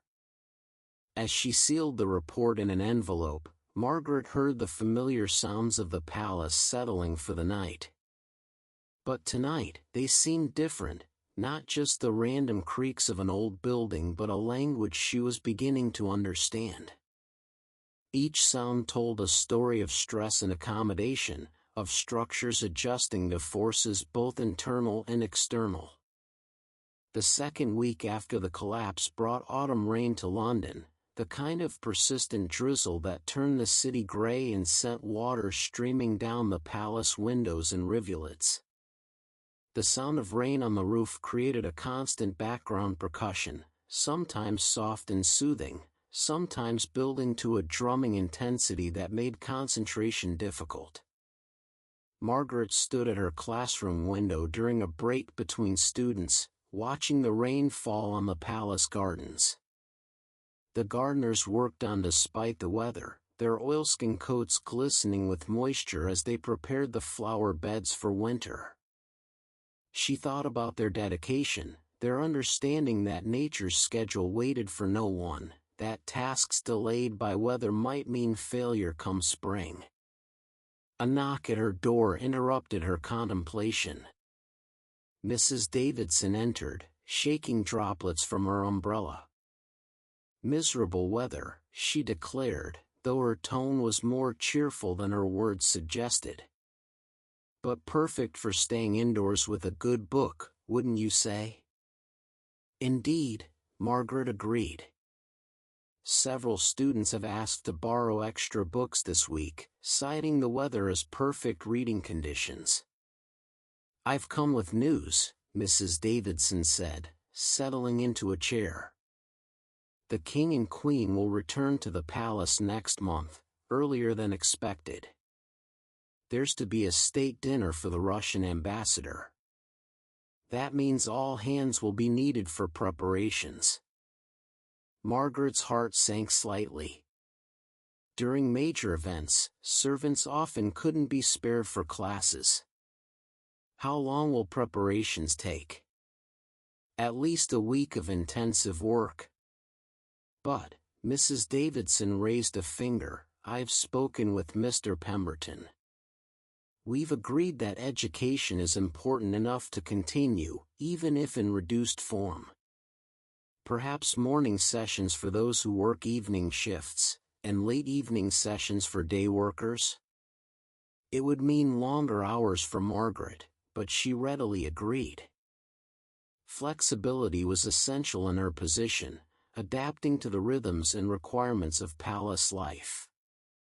That evening's class focused on letter writing, a practical skill that many servants needed but few had formally learned. Margaret had each student compose a letter. Some wrote to imaginary employers seeking positions, others to family members, and a few created business correspondence they might need if they eventually left service to start their own enterprises. Robert Fitzgerald, now a regular attendee, worked on a letter to a wine merchant, practicing the formal language required for business correspondence. His presence had indeed encouraged other senior servants to attend, and the classroom demographic had shifted to include more experienced staff alongside the eager youngsters. Remember, Margaret instructed as students bent over their papers, clarity is more important than elaborate language. Say what you mean directly and politely. Consider your reader, what do they need to know? What tone is appropriate? She moved among the desks, offering quiet suggestions and corrections. Sarah's letter to a teacher's college was particularly impressive, showing how far she had come in both confidence and skill.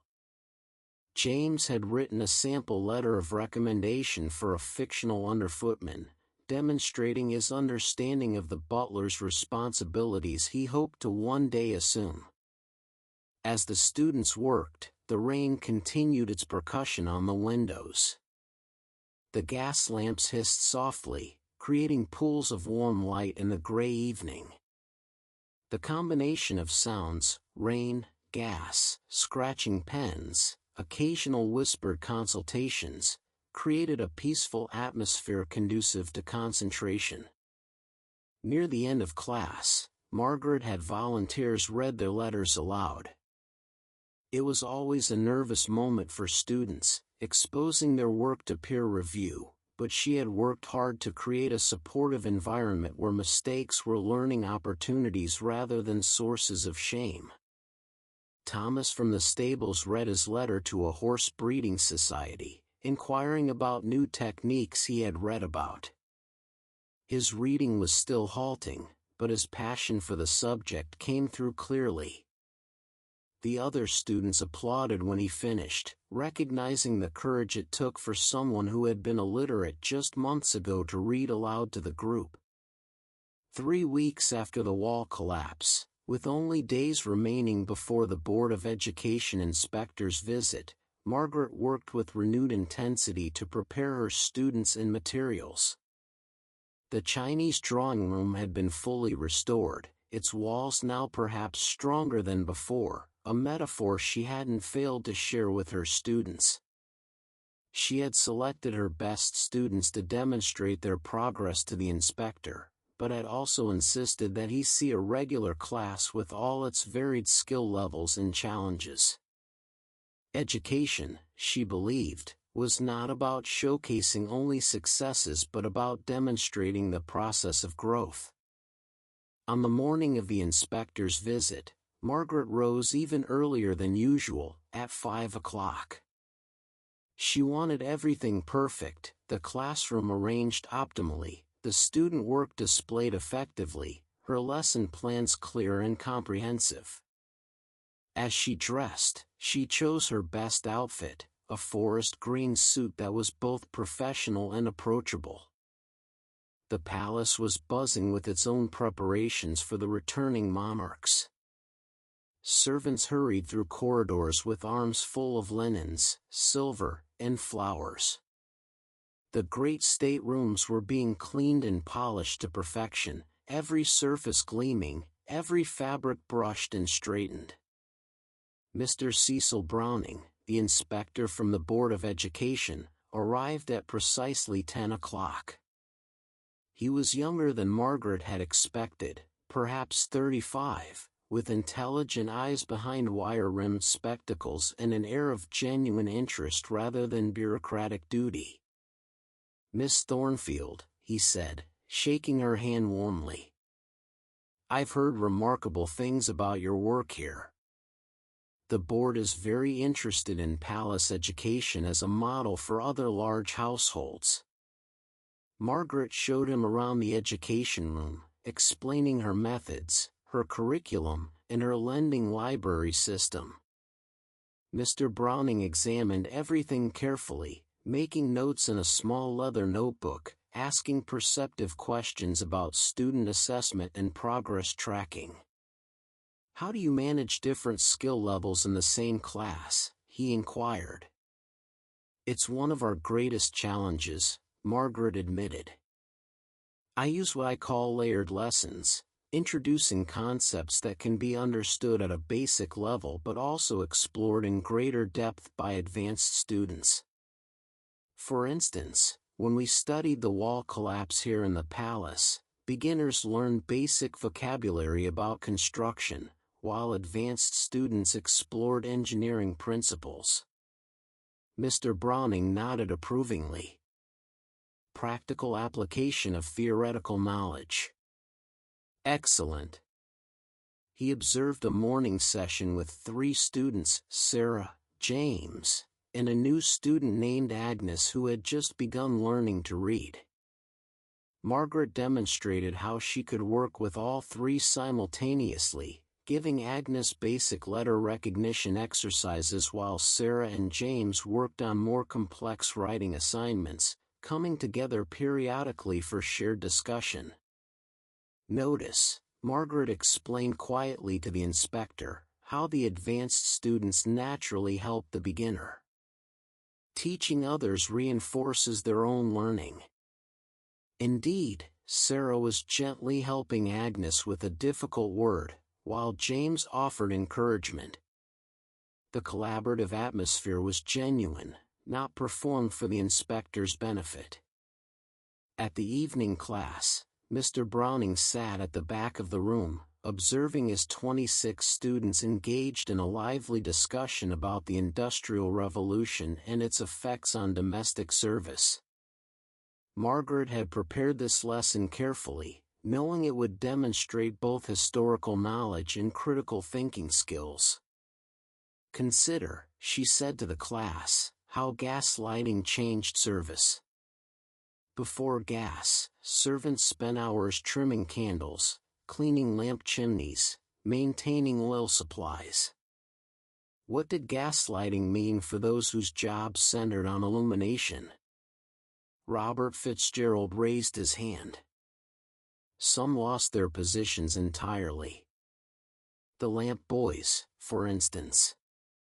But others adapted, learned to maintain gas fixtures instead of oil lamps." "Exactly," Margaret said. "And what lesson does this teach us about our own time?" Mary Patterson spoke up. "That we must be ready to adapt.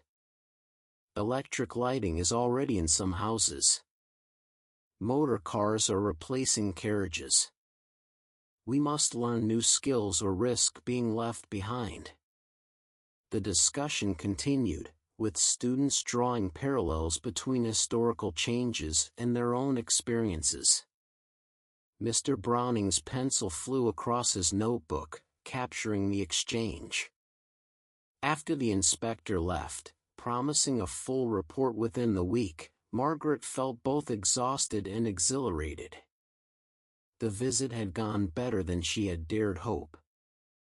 Her students had performed admirably, demonstrating not just rote learning but genuine understanding and intellectual curiosity.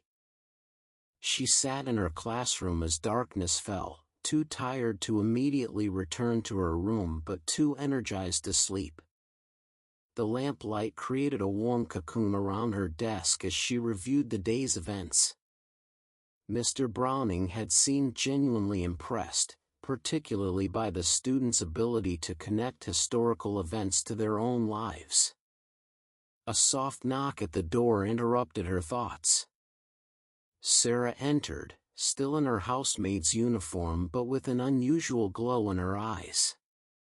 "Miss Thornfield, I had to tell you, Mrs. Davidson says that if the inspector's report is favorable, she'll recommend me for a position as under-housekeeper at Sandringham. It would mean better wages, and I could save for teachers' college much faster." Margaret felt a mixture of joy and loss. Sarah was one of her best students, and losing her would be difficult, but this was exactly the kind of advancement the education program was meant to enable.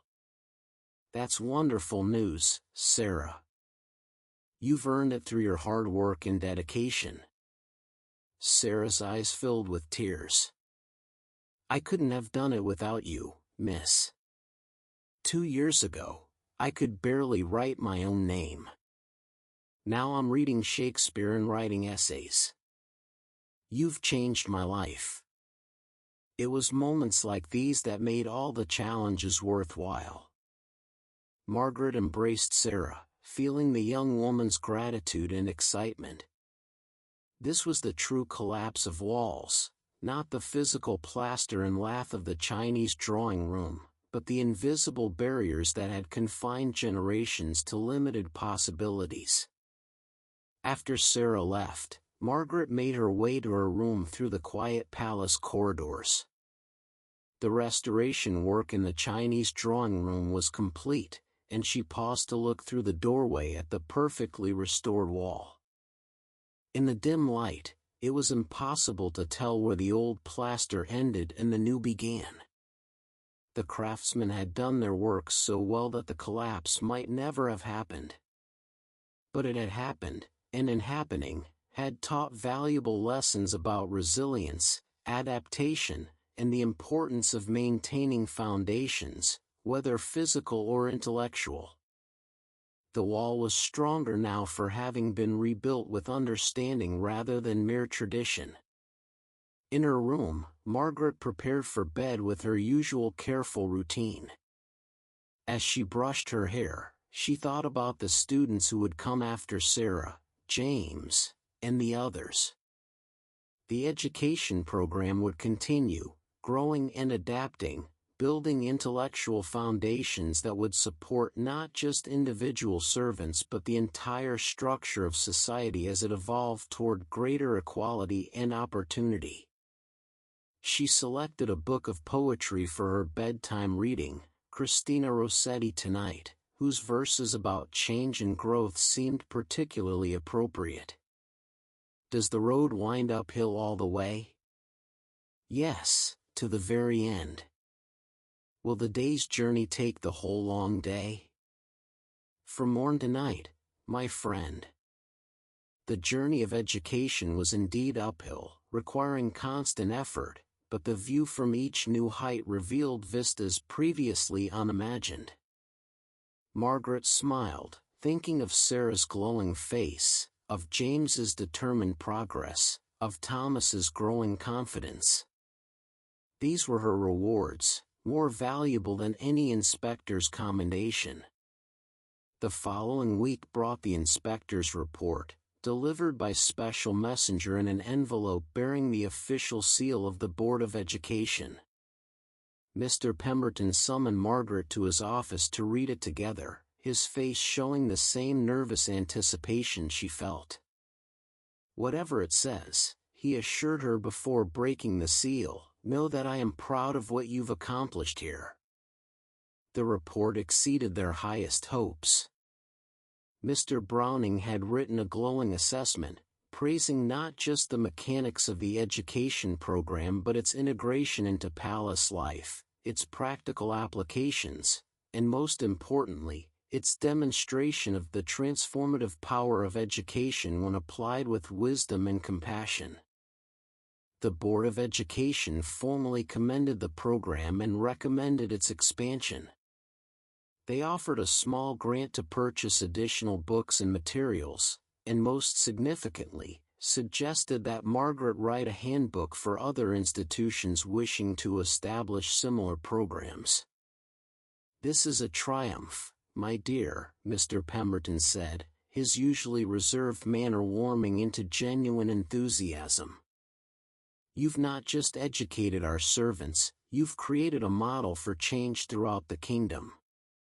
That evening's class was a celebration. Word of the report had spread through the servants' halls, and 32 students crowded into the education room, the highest attendance ever recorded. Margaret had prepared a special lesson on the history of education itself, from ancient Greek academies to modern board schools, showing her students that they were part of a long tradition of human advancement through learning. Education, she told them, has always been the great equalizer. It cannot erase all inequalities, but it can provide ladders for those willing to climb.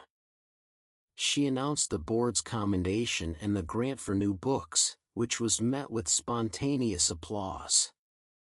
Several students spoke about what the classes had meant to them, their testimonies more moving than any official report.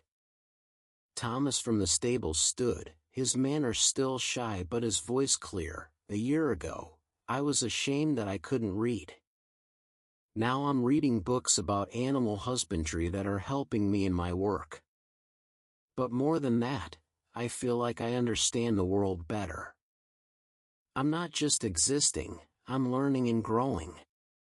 Even the reserved Robert Fitzgerald spoke. "I've been in service for 25 years, and I thought I knew everything about my profession.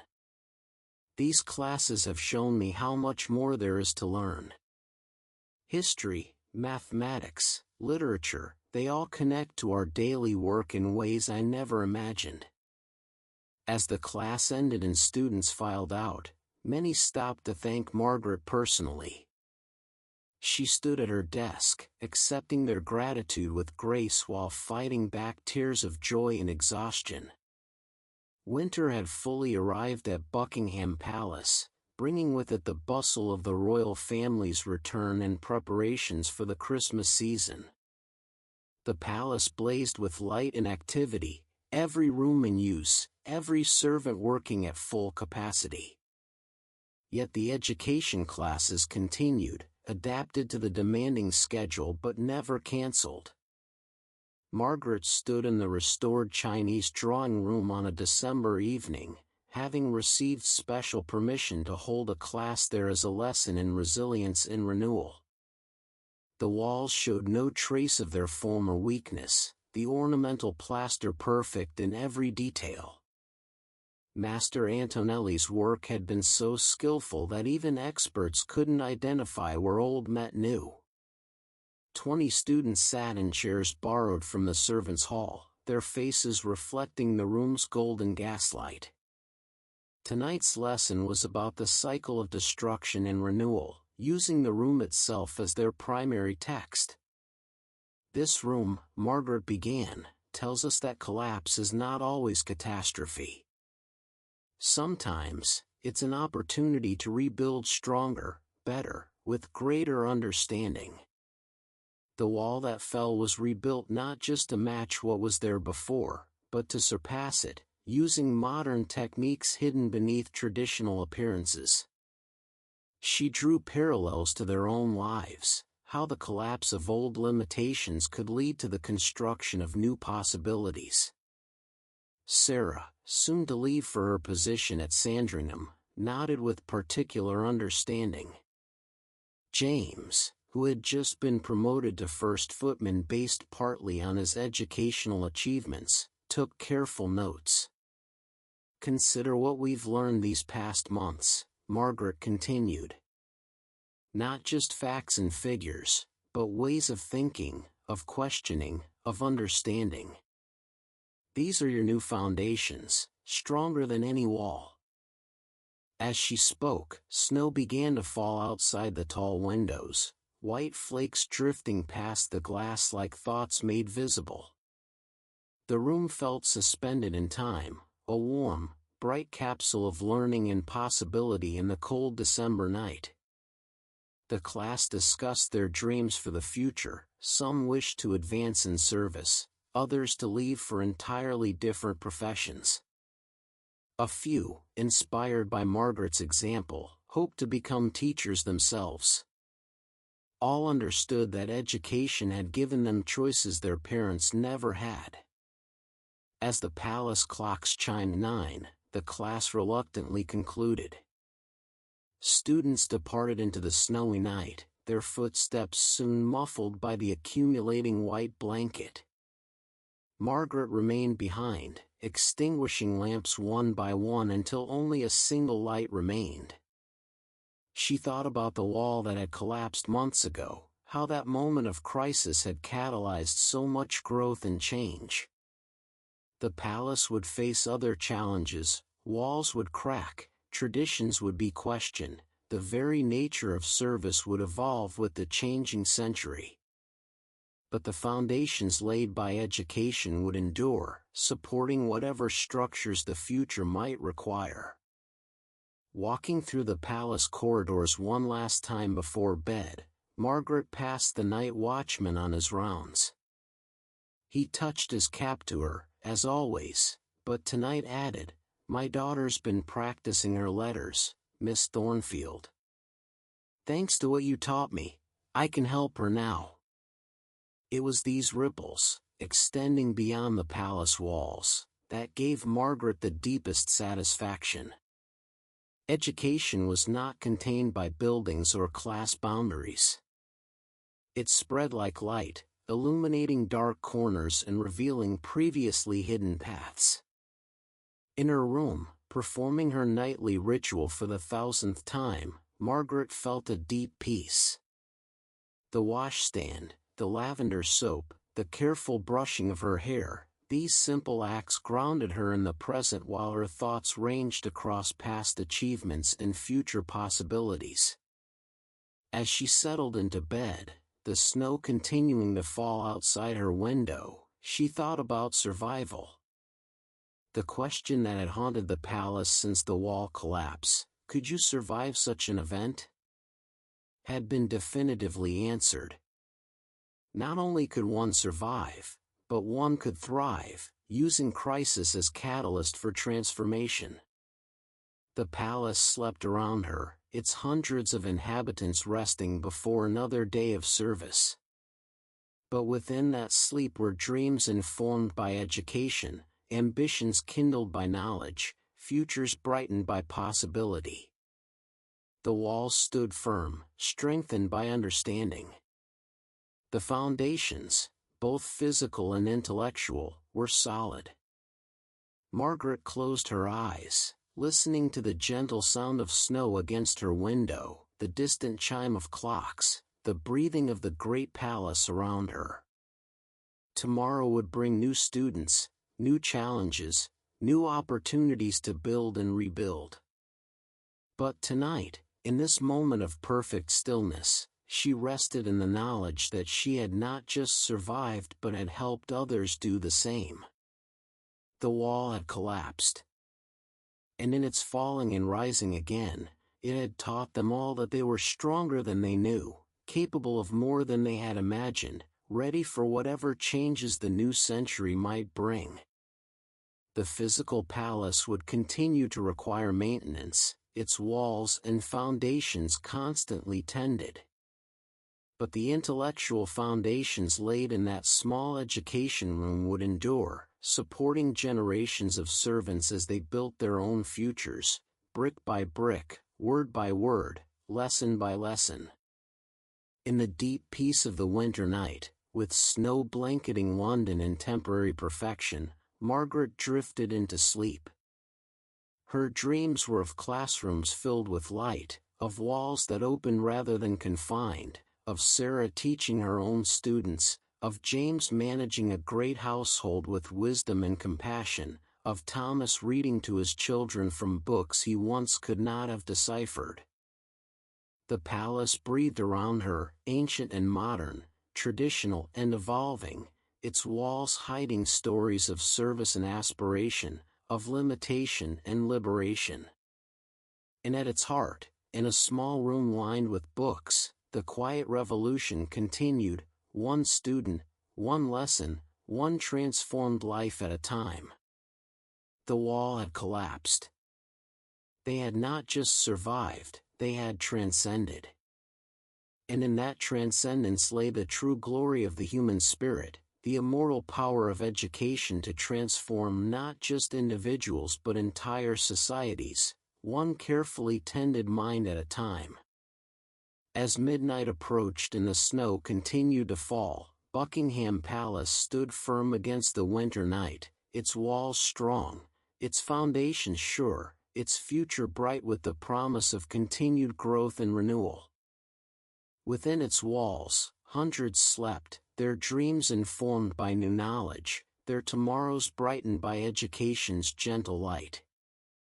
And in her small room, Margaret Thornfield, workers' education organizer, teacher, revolutionary in her own quiet way, slept peacefully, knowing that she had not just survived the wall collapse at Edwardian Buckingham Palace, she had helped build something far more enduring than any physical structure: hope, knowledge, and the unshakable belief that every person, regardless of station, deserved the transformative power of education. The snow fell. The palace slept. The future waited, bright with possibility. And so, dear listener, as you too drift towards sleep, remember that walls may fall but knowledge endures, that service has dignity when performed with understanding, and that education is the ladder that can lift us all to heights we never imagined possible. Rest now, and dream of your own walls transformed into doorways, your own limitations transformed into possibilities, your own future bright with the gentle, persistent light of learning.